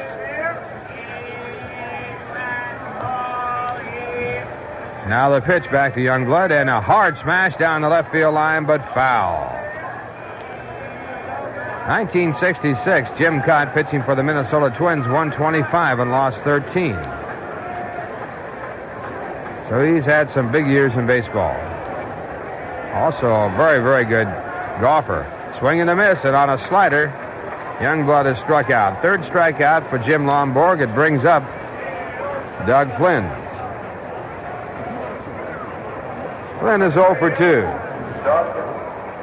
Jim Cott is in partners with Chuck Tanner, and they have a few horses. They call their stable the Southpaw Stables. They don't have a few horses. They own 2 race horses. And the first pitch of ball. 1 ball, no strikes. And the changeup for a ball that's 2-0. Bob Gibson has won 251 games in his career, so Jim Cott a chance to pass him. A line drive to left field, a base hit for Doug Flynn. And the Mets now have a run around with 1 out, and Jerry Koosman coming up. Mets get their 7th hit of the ball game. Koosman sacrificed in the 4th, but although the sacrifice was successful, a good play by the second baseman, Terry Harmon, kept the Mets from scoring. Play put on against Lenny Randle, who had previously had a double and a single. Koosman squares and starts to bunt. The ball was right at him, and fortunately got his bat in the ball, or it might have hit him right in the head. So Koosman luckily fouling the ball off, and it's strike 1. Mark Hill has homered for San Francisco off of Tom Seaver with a man on. His 4th home run of the year, and the Giants lead the Cincinnati Reds 2-1 after 4.5 innings. Jim Barr pitching for San Francisco against Tom Seaver, who's won 8 and lost 4. Tom is 1-1 with the Cincinnati Reds. 1 strike pitch, and it's bunted on and missed, and that's strike 2. Strange thing about Seaver going over to the Reds, where they score runs in bunches, they have not scored much for him. Lost 1 game 3-2, and he pitched a shutout to win 1 game.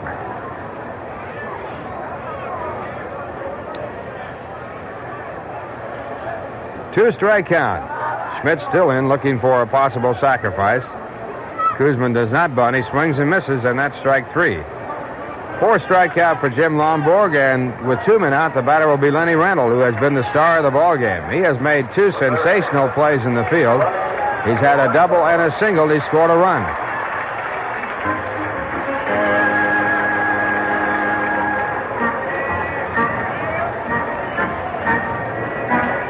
Randle batting .311, batting from the left-hand side. And the first pitch grounded out in the hole on the second base side. Moving over is Terry Harmon, and he makes the play to first base in time for the out. 1 pitch, and the side retired. No runs, 1 hit, 1 left at first, and the score. At the end of 6, the New York Mets 4, the Philadelphia Phillies nothing. You have high blood pressure. Here are good reasons to stay on your medication. Do it for them, son and your daughter. Do it for your loving wife. If you won't do it for yourself, do it for all the loved ones in your life. Stay on your daily medication if you have high blood pressure. If not for yourself, for them. Do it for all the loved ones in your life. Public service of this station and the Advertising Council. It's the summer sale you've been waiting for. Channel's Red Tag Clearance. And what savings? Just listen to this. You'll save up to 50% on barbecue grills. Save up to 20% on paneling. Save 1/3 on fencing. And save to 50% on painting needs and hundreds more incredible buys. Don't miss Channel's Red Tag Clearance. Now through July 4th at Channel. When it comes to making your home a better place to live, Channel is the best partner you can have. Top of the 7th inning, the Mets leading 4-0, and the Phillies coming up. And Greg Luzinski, who has been robbed twice of fantastic 1 play by Lenny Randle. First time up, Luzinski hit a shot down to Randle, a 1-hopper. Randle was almost spun around. as he made the play. Next time up, he hit a line shot that was ticketed for a double. Randle jumped high in the air to backhand it and keep the Phillies from scoring. First pitch is fouled off at strike one. And the next pitch is high, the count at 1-1 strike. Well, the Stork is back in the nest. George Theodore, who played for the Mets in 73, 74, is back at Shea tonight with his fiancée. His wedding date is scheduled for July 16th in New York City. The girl he's marrying is Sabrina Toplian. The Stork, fine AAA ball player and played for the Mets for a short time. Ground ball foul.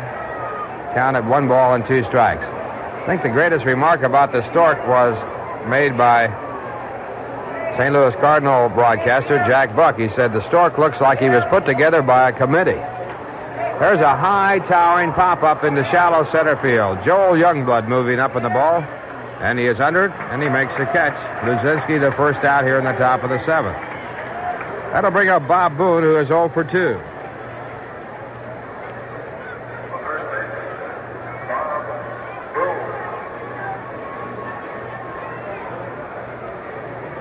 Boone, a right-hand batter with a lot of home runs. He's had, I should say, runs batted in. He's had 30. And the first pitch is fouled back into the Philadelphia Philly radio booth. On the strike count. Boone batting .263 with 3 home runs. 2 of his 3 home runs have been against the Mets. And a pitch inside by Jerry Koosman, and the count at 1-1 strike. Jerry's next pitch, a let-up that's high and outside. 2-1.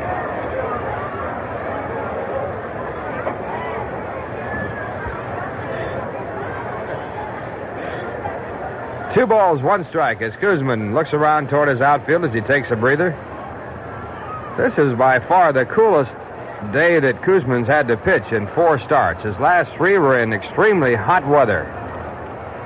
It's not that cool here tonight, but it must feel great to Jerry Koosman after his last 3. He had an extremely hot one in Atlanta, an extremely hot one in Chicago.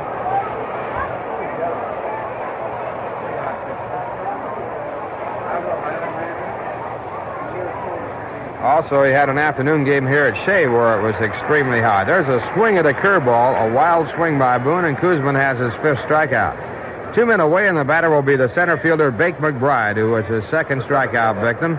McBride also popped up to 2nd. He was the batting hero of last night's ball game, along with Greg Luzinski. McBride had 3 hits in last night's game, including the home run. Luzinski had a double and a home run to drive in 2 of the runs as the Phillies won it by a score of 3-1. First pitch is fouled into the stands, out of play in the right field side at strike 1. Now the 1 strike pitch. Fastball inside. 1-1 strike.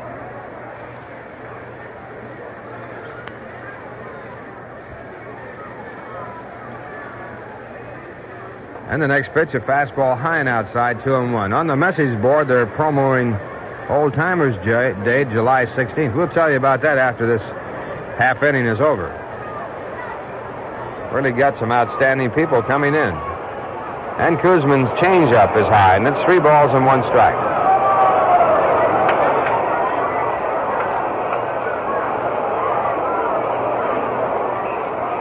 Koosman has pitched 4 complete games this year. 1 of them is shutout. And the 3-1 pitch on the way, and it's hit hard to the shortstop. Going far to his left is Harrelson, the one-handed, and he comes up throwing, and Garry Maddox is out on a fine play. That retires the side in order.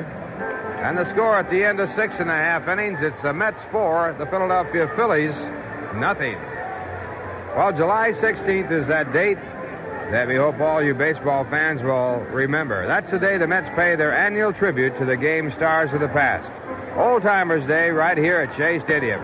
Mets will be playing the Pittsburgh Pirates. Game time will be at 4:05, but prior to that time, following Old Timers batting practice, and that's something you should see, traditional ceremonies get underway at approximately 2:45 p.m. And this year's program recalls memorable moments of World Series history. And we'll all relive such classic events as the great defensive catch of Willie Mays against Vic Quirtz. They'll both be here.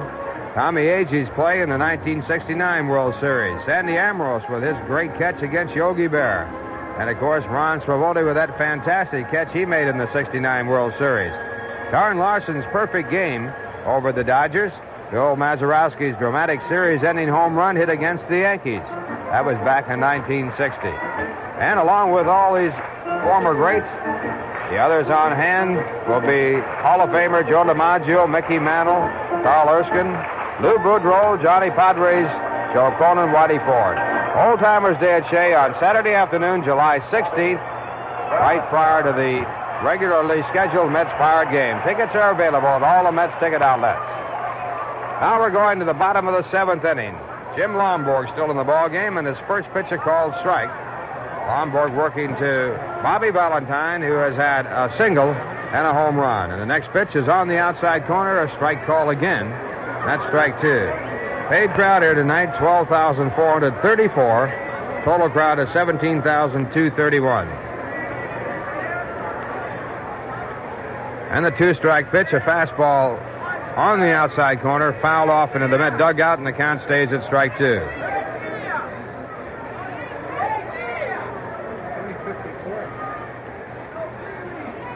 And again, the two-strike pitch and a fastball high and inside. Valentine goes for it, and he is struck out. Fifth strikeout for Jim Lonborg. And that brings up Steve Henderson, who doubled in 2 runs in the first inning.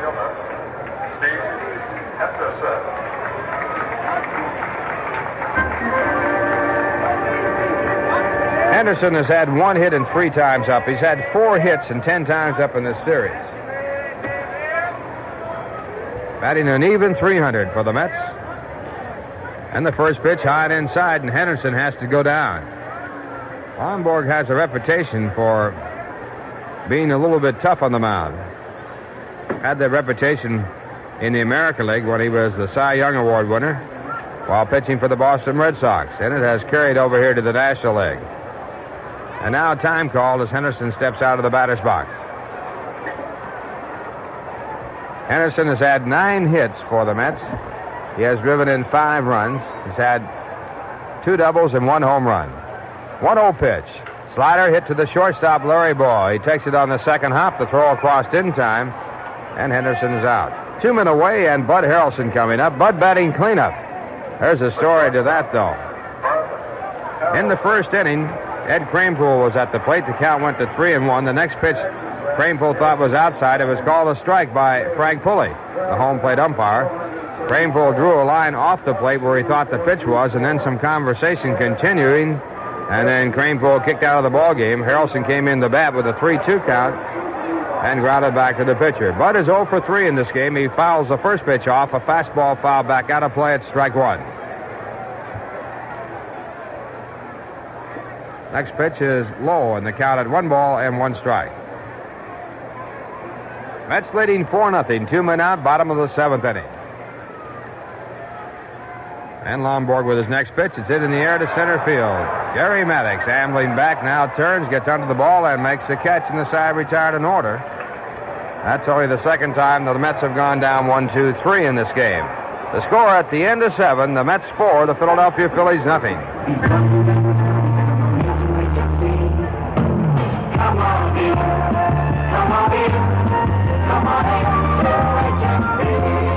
For nearly 100 years, HFC has tried to bring you the best service possible, to be friendly, fast, and convenient.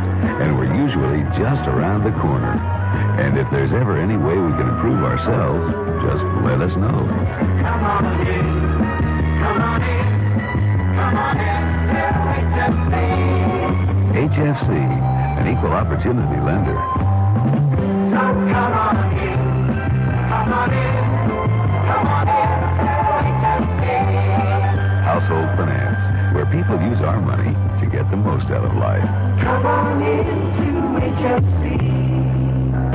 At Household Finance, you may borrow up to $2,500 and choose from a wide variety of repayment loans. For a large or small loan, call HFC in New York, New Jersey, or Connecticut. See your phone book for the Household Finance office nearest you. Top of the 8th inning, the Mets leading by a score of 4-0. Jerry Koosman has completed his warm-ups and also all warmed up and ready to go. Mr. Bob Murphy with the play-by-play. In the 8th inning, Ralph, Terry Harmon leads off against Jerry Koosman. New York, 4 runs on 7 hits, no errors. And the Phillies, no runs, 2 hits, and 1 error. Skip Lockwood starting to throw easily now in the Mets bullpen. The on-deck batter is Barry Foote, and then probably a pinch hitter. First pitch thrown, and he pops him up behind home plate, but it's out of play. Ball will land on the screen, protecting the fans right behind home plate. Terry Harmon resting Ted Sizemore in the game tonight. Harmon has bounced to short and popped up, nothing for 2. Off the outside corner, 1 ball, 1 strike.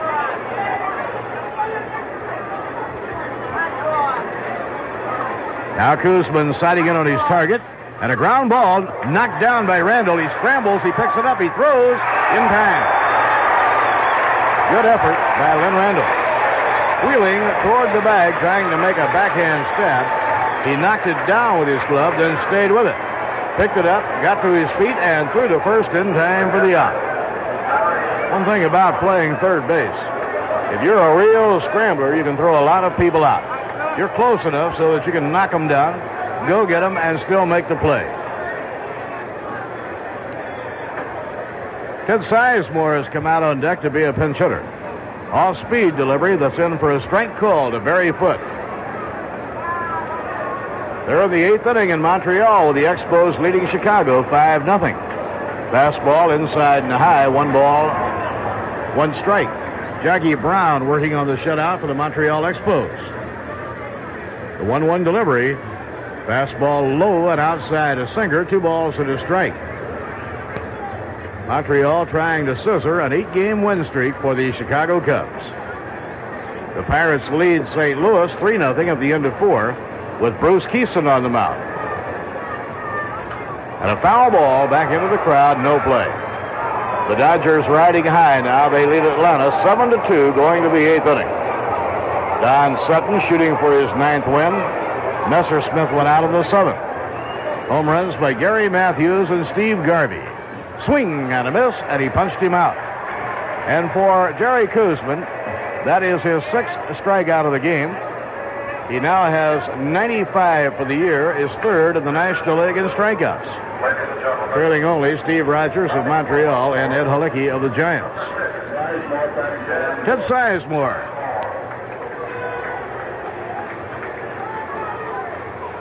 Ted Sizemore will be batting now for the pitcher, Jim Lonborg. Necro is the league leader with 111. Rogers 102. And Koosman has moved by Ed Halicki. So Koosman is 3rd. The 1-0 delivery. Inside at the knees. Ball 2. 2 balls and no strikes. Jerry reached 200 strikeouts last year for the first time in his major league career. Now the 2-0 delivery. Wide. Ball 3. 3-0 to Sizemore.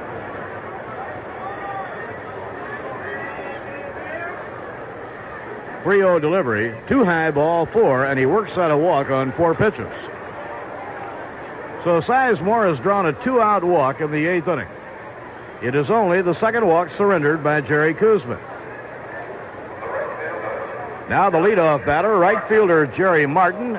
Martin is 0 for 3. Has bounced to short, grounded to 3rd, and been struck out.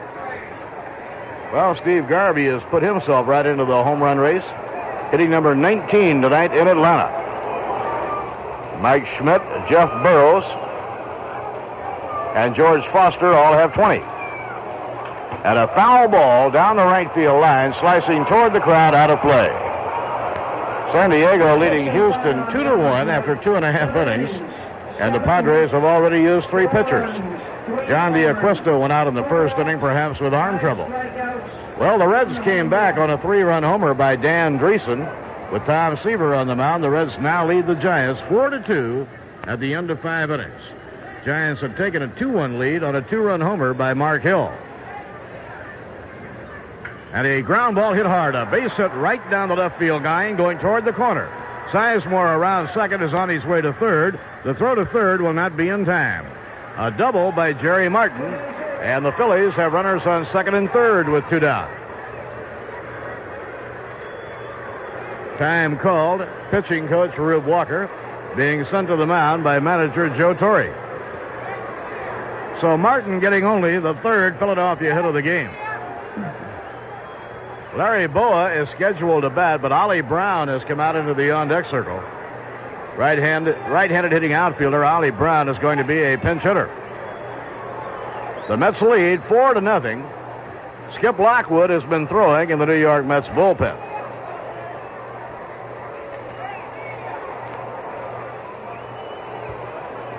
Now the meeting is breaking up at home plate. And Jerry Koosman will be working with 2 men in scoring position and 2 men away, and he'll be facing Ollie Brown. Ollie has been up only 46 times this year and has 10 hits. So Ollie Brown is hitting for Larry Bowa.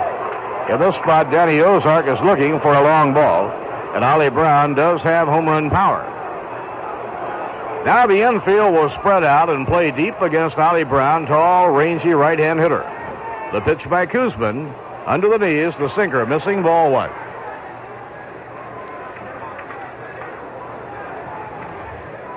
John Stearns setting up the target. Koosman gets his concentration together. Missed outside, ball 2, 2 balls and no strikes.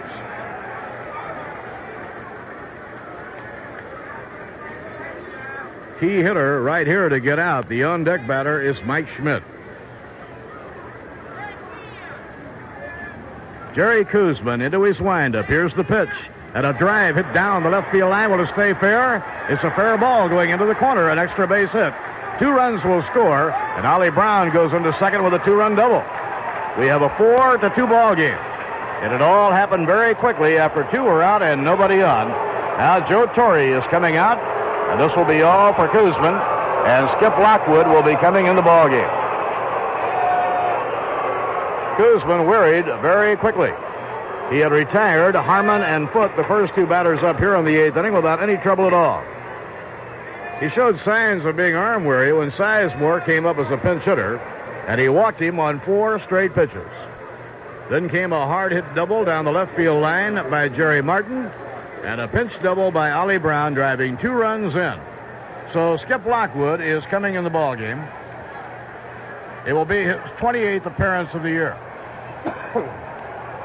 Lockwood has been hit hard in his last 2 relief outings at Wrigley Field against Chicago and against the Phillies in the opening game of the series. So while the pitching change is being made, give a listen, and we'll bring you right up to date on the Major League scoreboard. Here's Ralph Kiner. Well, the Cubs leading Philadelphia by 8.5 games, and on an 8-game winning streak have that winning streak in jeopardy as they're trailing after 7 by a score of 5-0 to the Montreal Expos. Ray Burr started for the Cubs, was knocked out. Johnny Moore came in the game in the 5th inning. Jackie Brown pitching for Montreal, his record 4-6. Pittsburgh got 2 in the first, another in the second. They lead St. Louis 3-0 after 4. Bruce Keeson pitching that game for Pittsburgh. Rasmussen going for the Cardinals. Robinson a home run in the first with 1 on for the 2 runs in the first inning. It was his 9th home run of the year. The men got 2 in the first inning against Don Sutton. They haven't scored since. Dodgers got 4 in the 4th, 1 more in the 5th, 2 more in the 6th, and they lead after 7 by a score of 7-2. Sutton with a record of 8-3. Andy Messerschmidt started for Atlanta, was knocked out. Matthews a home run, his 9th of the year in the first with no one on. Garvey got his 19th in the 5th with no one on. At the end of 3, San Diego 2, Houston 2. The Padres have lost 7 in a row. Dan Larson pitching for Houston. D'Acquisto started for San Diego. Weiermeister is now pitching. He came in the 3rd. At the end of 5, Cincinnati leading by a score of 4-2. San Francisco leading 2-1 after 4.5, but Cincinnati got 3 runs in the 5th inning on a 3-run home run by Dan Dreesen, his 9th of the year. Hill had given San Francisco 2 runs in the 5th on a home run with a man on, his 4th of the year. Tom Seaver pitching for the Cincinnati Reds, his record 8-4. Boston at Detroit, and at the end of 6, it's Detroit 4, Boston nothing. Fidrich pitching for the Tigers. Cleveland defeated Baltimore 11-8 in the first game. In the second, it's Baltimore 1, Cleveland 1 after 1.5. At the end of 4.5, no score, Seattle at Chicago. At the end of 3, Milwaukee nothing, Minnesota nothing. At the end of 2, Texas 3, Oakland nothing. That's the first of 2 in Kansas City later on against California. Now, once again, here's Bob Murphy. 4-2, New York leading. The hitter, though, is Mike Schmidt. Jerry Koosman allowed only 2 hits for the first 7 2/3 innings. But then he walked Sizemore with 2 outs and nobody on. Martin doubled down the left field line, and Ollie Brown doubled, driving 2 runs in. In the game tonight, Mike Schmidt has 1 for 3. A base hit to deep second back in the 4th inning. Here's the pitch by Lockwood, and a high fly ball to right field should retire the side. Boisclair drifting over, he's under it, and he has it. And the side retired. Lockwood threw 1 pitch, and Schmidt has flied to right. For the Phillies, they scored 2 runs on 2 hits, no errors, 1 left. In the middle of the 8th inning, the score, the Mets 4 and the Phillies 2. Did you ever wonder what protein does for you? Who needs it? Why, everybody does. It builds, repairs, and maintains body tissue. So it's quite important in the diets for growing children and adults alike. Dairy Lee cottage cheese is one of the finest sources of high-protein foods that you can find in your favorite store. It's a good mixer that can be served in a variety of tempting ways because it combines nicely with any type of food. A fresh companion for fruits and vegetables, almost a meal in itself. And it tastes good. So if you shop for value and nutrition both, plus a versatile food that can be used in many ways, shop for Dairy Lee cottage cheese. And you want to make sure it's fresh, so make absolutely sure it's Dairy Lee. Famous over 50 years for fresh dairy products. Now pitching at 92nd. Number 40, Warren Brewster. Last of the 8th inning, Warren Brewster is on to pitch now for Philadelphia. Ted Sizemore stays in the game, and he will play second. Sizemore walked as a pinch hitter and later scored on Ollie Brown's double. Terry Harmon will move to shortstop.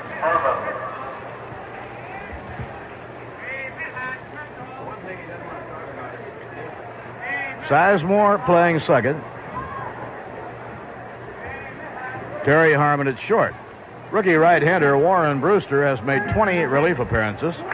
He has won 1 and lost 1. And this will be the 4th time he has pitched against the New York Mets this year. All outings have been in relief for the young right-hander Warren Brewster. New York will have John Stearns, Bruce Boisclair, and Joel Youngblood coming to the plate. Stearns singled in the 3rd, driving in the 3rd run scored by the New York Mets. The game winds up 4-2. Stearns would have the game-deciding RBI. Stearns, by the way, has hit safely now in 11 straight games, longest streak by a Met player this year. And a pop-up down the first base line. Calling for the ball is the first baseman Boone, and he has it for the out. Caught it in fair territory near the edge of the outfield grass. So Brewster has retired Stearns on 1 pitch, and the hitter is Bruce Boisclair. Bruce is 0 for 3. Well, we have a new co-leader in home runs in the National League. Steve Garvey has hit his 2nd of the night in Atlanta, so he now has 20. Fastball inside. That turned Boisclair away from the plate.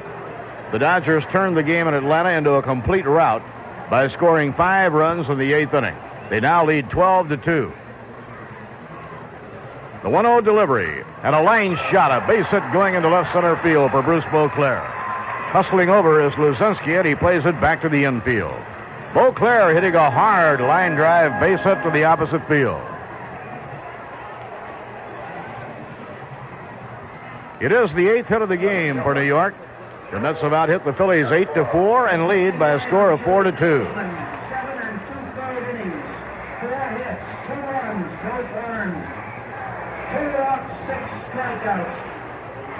Joel Youngblood is 0 for 2 with a walk. Now a throw to first by Warren Brewster, and the runner Boisclair is back.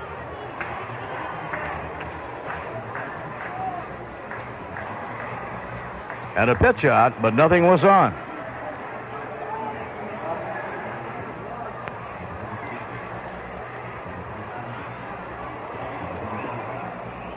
Jim Lonborg in 7 innings allowed 4 runs, 7 hits, walked only 2, and struck out 5. And the pitch on the way, slider off the outside corner. 2 balls and no strikes to center fielder Joel Youngblood. There are 4 sluggers in the National League currently tied for the home run lead. They have all hit 20. Mike Schmidt of the Phillies is one of the 4. There goes the runner. Here's the pitch. Foul ball back toward the visiting dugout. On a hit-and-run play, they'll have to try it again. And the count is 2-1. So it's Jeff Burroughs of Atlanta, George Foster of the Reds, Mike Schmidt of the Phillies, and now Steve Garvey of the Dodgers. Garvey, a powerful force in the RBI race as well as the home run race. And they kind of go together. Montreal leading the Cubs 5-0. Ninth inning in Montreal. Throw to first. Boisclair dives back head first. Jackie Brown, veteran right-hander who relies on slow breaking stuff and has been around a long time, has the Cubs shut out going to the ninth inning tonight. Not an easy ball club to shut out. Cubs are 39-13 since the first day of May. The 2-1 delivery, a swing and a miss, 2 balls and 2 strikes. The Reds with Tom Seaver leading the Giants 4-2 in the last of the 6th inning.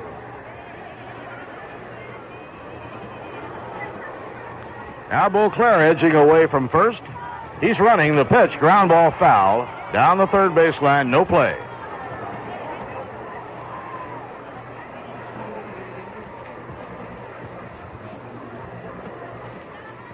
One out and one on, last of the 8th inning, 4-2, New York leading.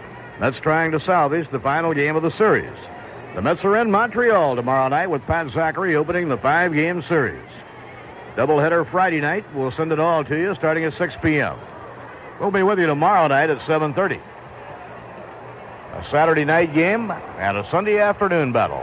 A 5-game set. Boisclair is running. The pitch low outside, and the throw to second, the slide, safe.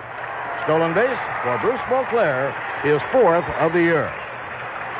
So Bruce puts himself into scoring position as he steals second base, and the count goes to 3-2 on Joel Youngblood. That's the Mets' 50th stolen base this season. Right-hander Warren Brewster working in back of starter Jim Lonborg. Makes the 1-second stop, delivers. Ball 4 is low outside. Now the Mets have runners on first and second. Doug Flynn will be batting, and Doug had a base hit his last time up, 1 for 3.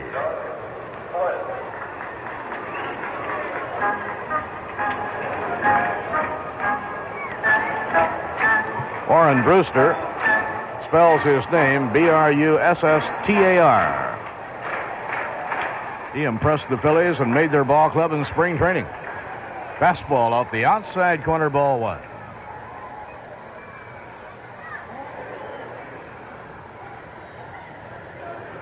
Mets lead by 2, 4-2. We're in the last of the 8th inning. Boisclair is on second and Youngblood on first. And a slider off the outside corner, ball 2. 2 balls and no strikes. Skip Lockwood is the next hitter. Skip has had 2 hits so far this year.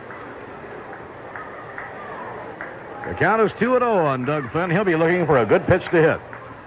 And it missed the outside corner. Throw to first, not in time.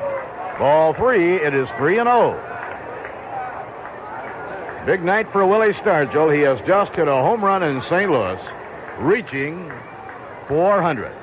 That is a lot of home runs. His 12th this year, and Stargell now has 400 in his career. Pirates lead St. Louis. And a slow bouncing ball hit the shortstop. Harmon throws to first. Low throw. The ball gets loose. Coming down the line, Boisclair, and he will score. Around third is Youngblood. He'll hold there. Now a throw to third. Not in time. Youngblood gets back. Flynn hit a slow bouncer to shortstop. And Terry Harmon charged it, but he made a low throw that was in the dirt. And the ball ricocheted over into foul territory. Boisclair comes home. It's 5-2 New York. And we pause for station identification. This is the New York Mets Baseball Network. On the run, the longest-running show in town. Gene Clavin in the morning, only on 1130 WNEW in New York. We put a lot of... What? We can't say that? Bob Murphy with Ralph Kiner and Lindsey Nelson. A new run has come in, and the Mets now lead Philadelphia 5-2. Lockwood will be the hitter with runners at the corners and 1 man away.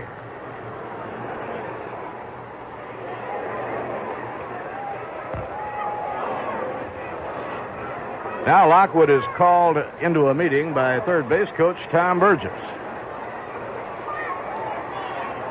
No RBI for Doug Flynn. The run score, so the error charged to Terry Harmon.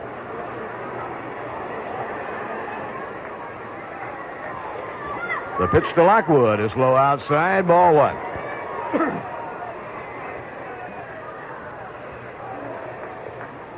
Runners at first and third, one away, and the Mets trying to get more. The home half of the eighth inning. Right-hand batter, Skip Lockwood, swings and misses. 1 ball, 1 strike. Lenny Randle stationed in the on-deck circle. Lockwood has 2 for 8 this year. Started out in professional baseball and first came to the major leagues as a third baseman. And a delayed double steal attempt. Now the throw to third. Youngblood is caught in a rundown play. The ball goes to Barry Foote. Third base is open. Youngblood gets back. Now they have Flynn in a rundown. Now Youngblood is running toward the plate. The ball cut off by Mike Schmidt. Now Schmidt is taking Youngblood back toward third base. And Youngblood gets back to third. But he was on the bag, and so now they have Flynn in a rundown play. Flynn is between second and third, running him toward the bag, and now running toward the plate is Youngblood, and he ducks, and he is tagged out. And tagged out by Garry Maddox, the center fielder. Maddox, the center fielder, the fastest man in the ball club, got in the rundown play between second and third, and finally, when Youngblood broke for home for about the 4th time, Maddox used his speed and finally caught him. One of the wildest rundown plays I have ever seen. We had 2 going at the same time, Ralph. And if you're trying to keep score of the game, well, Artie Friedman says, score at 2-5-4-5-8. When's the last time you saw a center fielder tag out a runner about 5 feet from the plate? I don't believe I've ever seen that. An amazing thing. Maddox, the center fielder, tagged Youngblood out no more than 5 feet from home plate. Now a swing and a miss, and Lockwood has been struck out. And that retires the side. And that play on Youngblood again was 2-5-4-5-8. And the center fielder, Maddox, made the tag close to home plate. So it was 1 run on 1 hit, 1 error, and 1 left on. At the end of 8 innings at Shea Stadium, the Mets 5 and the Phillies 2. Engine on. Oil pressure good. Temperature normal. Rev it up. Okay. Fuel full. Wheel check. Go. Can-Am Racing is returning to Watkins Glen, and you can save up to $10 a person with Toyota's exclusive discount ticket package for the exciting Can-Am Racing Weekend, July 8th, 9th, and 10th. Also scheduled that weekend is the 6 hours of endurance race with drivers battling for points for both the World's Manufacturers Championship and the Trans Am Crown. Visit any participating Toyota dealer and buy your discount ticket package now. There are substantial savings on general admission tickets. And by buying the Toyota discount ticket, you get a free Racing Garage Tour Pass. Plus, half-price savings on reserved grandstand seats. While at your Toyota dealer, see the official pace car of Watkins Glen, the Celica GT Liftback, and take a look too at all the other pace-setting Toyota cars and trucks. So hurry into your participating Toyota dealer and buy your Watkins Glen discount tickets while they last. Offer ends July 7th. You asked for it. You got it. Toyota.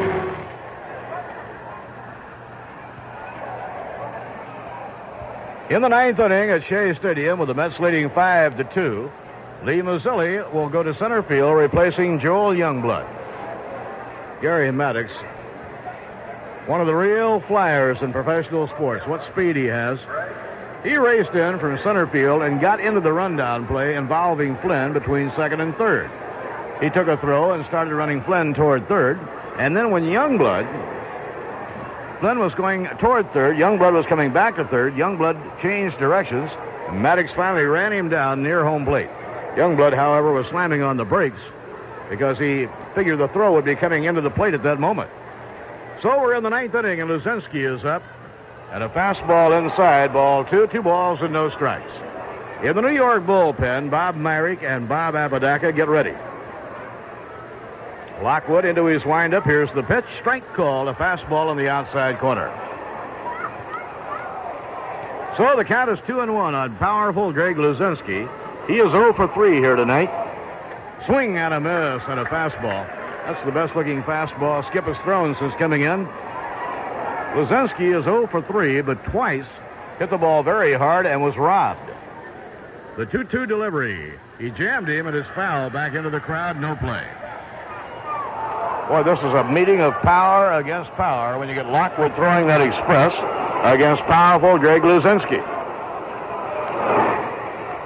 Now Stearns setting the target. 2-2 delivery. He struck him out.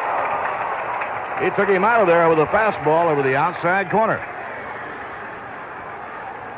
1 out and nobody on, and the hitter is Bob Boone.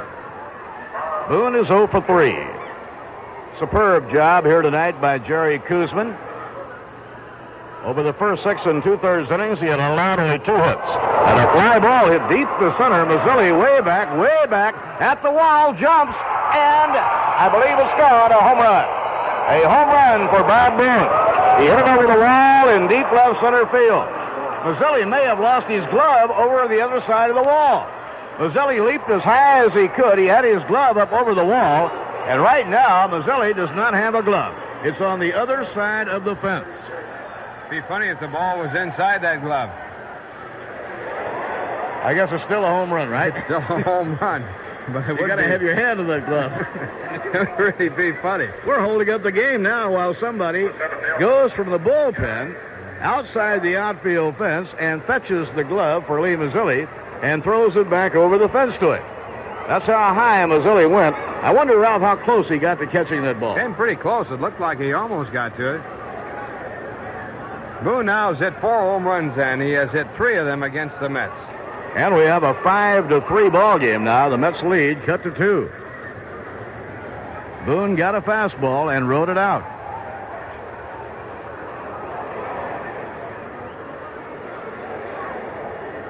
Bob Boone clouding his 4th home run of the year. Mazzilli's still waiting for his glove. I hope somebody didn't beat the ball boy to it. They've taken another glove out to Mazzilli, but you can bet he doesn't want to lose the glove that fell on the other side of the fence. Ball players sometimes will use the same game glove for a number of years. They always have an extra glove or two that they're breaking in constantly during practice. But that game glove is something you hate to lose.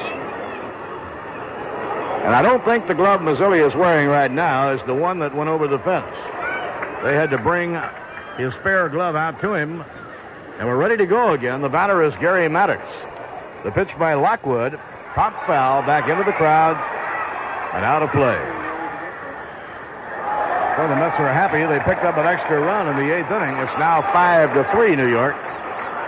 1 out and nobody on. In comes the pitch. Curveball hit on the ground down to third. Up with it is Randle. He'll have to hurry the throw, and he got him. Good work by Lenny Randle. What a night he's had at third base. He has just been outstanding. Against the speed of Garry Maddox, he could not waste a moment. Well, the Chicago Cubs' 8-game winning streak has come to an end. They were shut out tonight by veteran right-hander Jackie Brown. Bake McBride is coming out of the dugout, and Bake McBride will hit for Terry Harmon.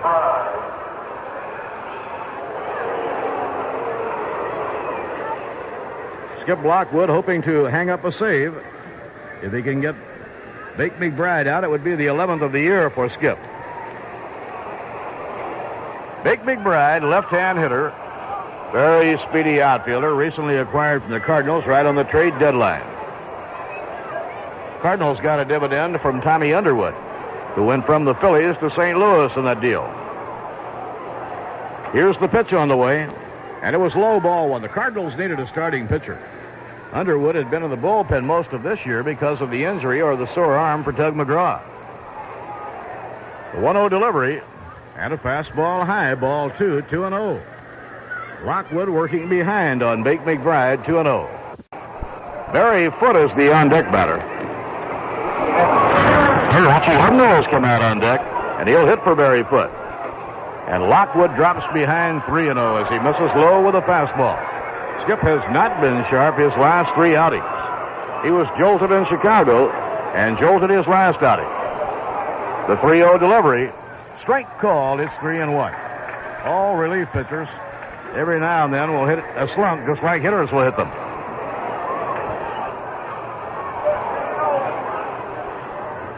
The 3-1 delivery Ball 4, and the tying run will come to bat.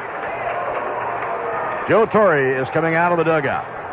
So now the tying run and a dangerous hitter, Richie Hebner, is coming up. Hebner will bat for Barry Foote. Now, Joe Torre has Bob Myrick on call in his bullpen if he wants to bring him in, but he's going to hang right there with Skip Lockwood. Skip has been the number one force in the New York Mets bullpen. If he can get a save here tonight, he'll have 11 of a total of 12 for the bullpen. But he contends with a dangerous hitter right here, and Richie Hebner batting at .315, number 9 in the National League. Hebner with 9 homers and 27 runs batted in. 5-3, 2 down. We're in the 9th inning. Here's the pitch on the way, and it's low. Ball 1. And Skip does not have his good control right now.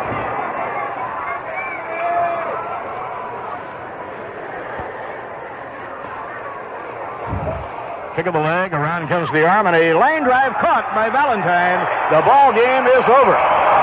Hebner hit a low line drive that was backhanded by Barry Valentine, and the ball game is over. Well, the Mets get a break, and quick fielding by Bobby Valentine.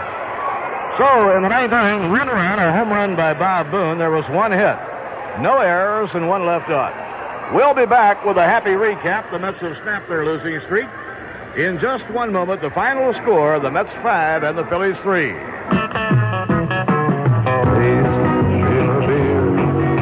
Consistently great Schaefer, from first beer to your last, straight to your third. Beer after beer, the same great taste in Schaefer. Your last one always tastes as good as your first. Schaefer consistency starts with country pure water heading for the Schaefer Brewery in Lehigh Valley. There's Schaefer's Kreuzen Brewed. That's brewing twice.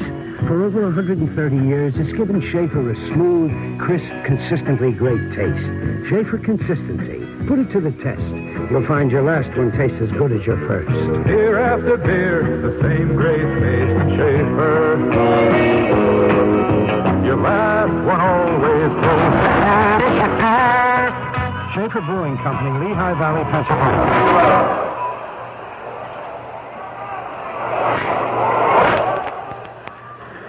The New York Mets have snapped their 6-game losing streak, and to tell you how they did it, here's Ralph Kiner. Well, the Mets got off to a quick start against Jim Lonborg, who was making his 7th start of the year.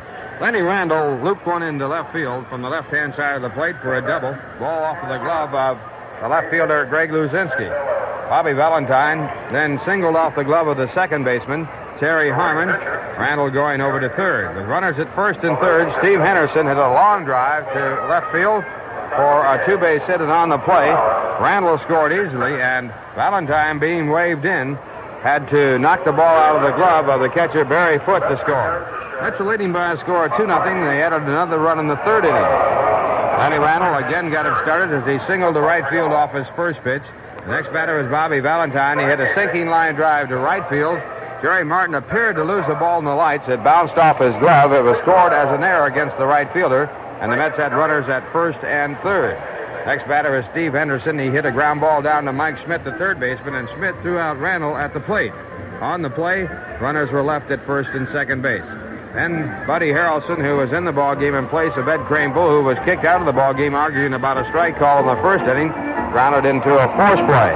But John Stearns then came through with a base hit to left field, and the Mets were leading by a score of 3-0 as he got a run batted in. Mets got their 4th run, and they were leading by a score of 4-0 on a home run by Bobby Valentine. Valentine had got his first base hit as a Met in his first time up in the ball game, and he got his first home run in the 5th inning. It was his 2nd home run of the year, his first home run as a Met. Then, with Jerry Koosman really breezing along, he had given up only 2 hits in the 4th and was in trouble only in that 4th inning. The top of the 8th came around, and Jerry retired the first 2 batters. With 2 men out, Ted Sizemore, a pinch hitter, walked on 4 pitches. Jerry Martin doubled. And on the play, runners were left at second and third. Larry Bowa then was taken out for a pinch hitter, Ollie Brown, and Ollie Brown doubled on the left field line to drive in 2 runs and make it a 4-2 ball game. Skip Lockwood came in the game to pitch to the dangerous Mike Schmidt and got him on 1 pitch on a fly ball to right field. Mets added an insurance run, and that was a big one in the 8th inning. A single by Bruce Boisclair to left field. He stole second base, and then a walk, leaving runners at first and second. Doug Flynn then grounded the ball to the shortstop, Terry Harmon, who had moved to short from second base when Larry Bowa went out of the ball game. And on the play, Harmon threw the ball away, and the Mets got their 5th run of the ball game. It was a little bit hairy in the 9th inning. With one man out, Bob Boone hit a home run, his 4th of the year, to cut the lead to 2 runs. And then with 2 men out, a walk to Bake McBride, a pinch hitter, putting the tying run at the plate.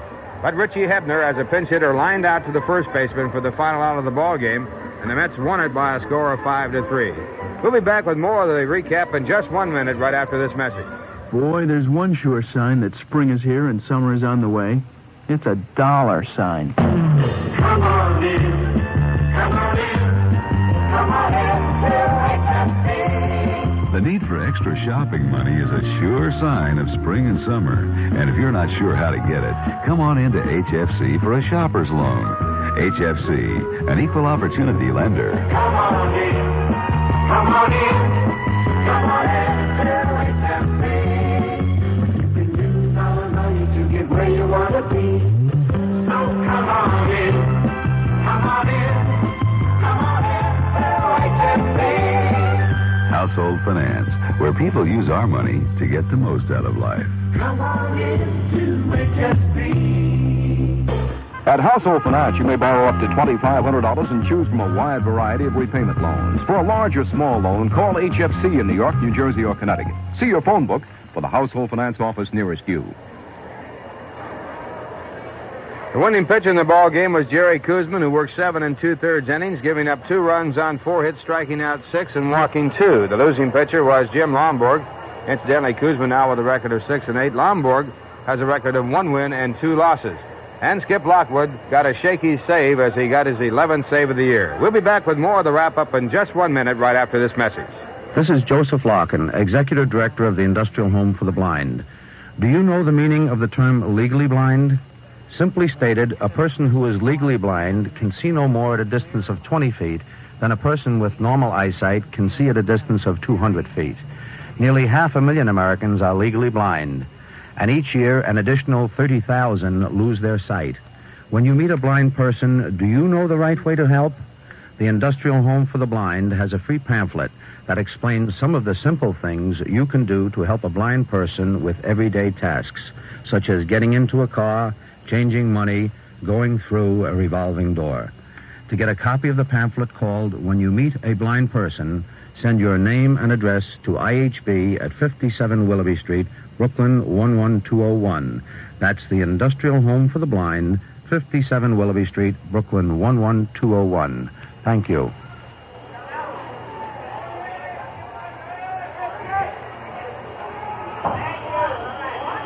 The win for the Mets stopped their 6-game losing streak, and it also stopped the 3-game winning streak for the Philadelphia Phillies. Mets now under Joe Torre have won 15 and lost 13, and they pick up a game on the Cubs, and they are 18 games back. The Phillies do not lose any ground to the Cubs. They remain 8.5 back. Paid crowd of 12,434. The game played in 2 hours, 6 minutes, and the line score of the ball game, the Mets 5 runs, 8 hits, no errors, and 7 men left. Phillies 3 runs, 5 hits, 2 errors, and 5 men left on base. Once again, the final score, the Mets 5, the Philadelphia Phillies 3. In the Shea Met Player of the Year award, 3 points to Lenny Randle for his 2 hits and 2 exciting plays around third. 2 for Bobby Valentine. He had a single and a home run. 3 for Jerry Koosman, getting his 6th win. And 2 for Steve Henderson, who doubled 2 runs in. And here's the Getty unleaded player for the ball game. He got the lead out, and he's a regular guy, Lenny Randle. Lenny Randle had 3 hits and made 2 superb plays around third. For his efforts, Lenny Randle receives Getty gift certificates, good towards the purchase of Getty unleaded regular. New York Mets baseball has been brought to you by Household Finance, the company that has solved more financial problems for more people than anyone else in their business. So come on in to HFC Household Finance. By Schaefer Beer, your last one tastes as good as your first. Astoria Federal Savings, one of the fastest-growing savings institutions in the nation. Getty Premium and Getty Unlimited Regular. For directing gasoline at a lower price. By Derry Lee, brought to you by the good folks of Derry Lee, famous over 50 years for fresh dairy products. By Toyota. Toyota hopes you've enjoyed tonight's New York Mets game. You asked for it, you got it. And by Channel, it's a whole lot more than a lumber store. Our statistician, Art Friedman, and our engineer, Ron Ehrenberg. Now until tomorrow night, when we'll greet you from Olympic Stadium in Montreal. Our game airtime for the game will be 7:30 and 7:20 for Chip's pregame show. This is Bob Murphy for Lindsey Nelson and Ralph Cantor saying so long on WNEW 1130 Metro Media Radio in New York. And the postgame show now, and here's Chip Sapola.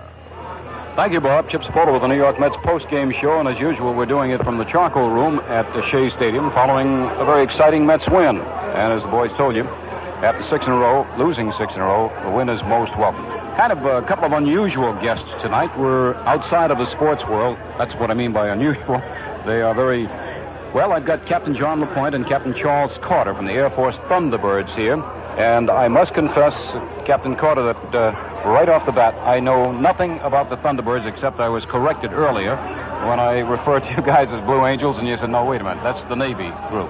These guys are from the Air Force. Tell us something about the Thunderbirds. First thing I'd like to say, Chip, is it was a very exciting win, and we certainly enjoyed the evening here. Good to meet you, and the Thunderbirds actually are the Air Force's aerial demonstration team.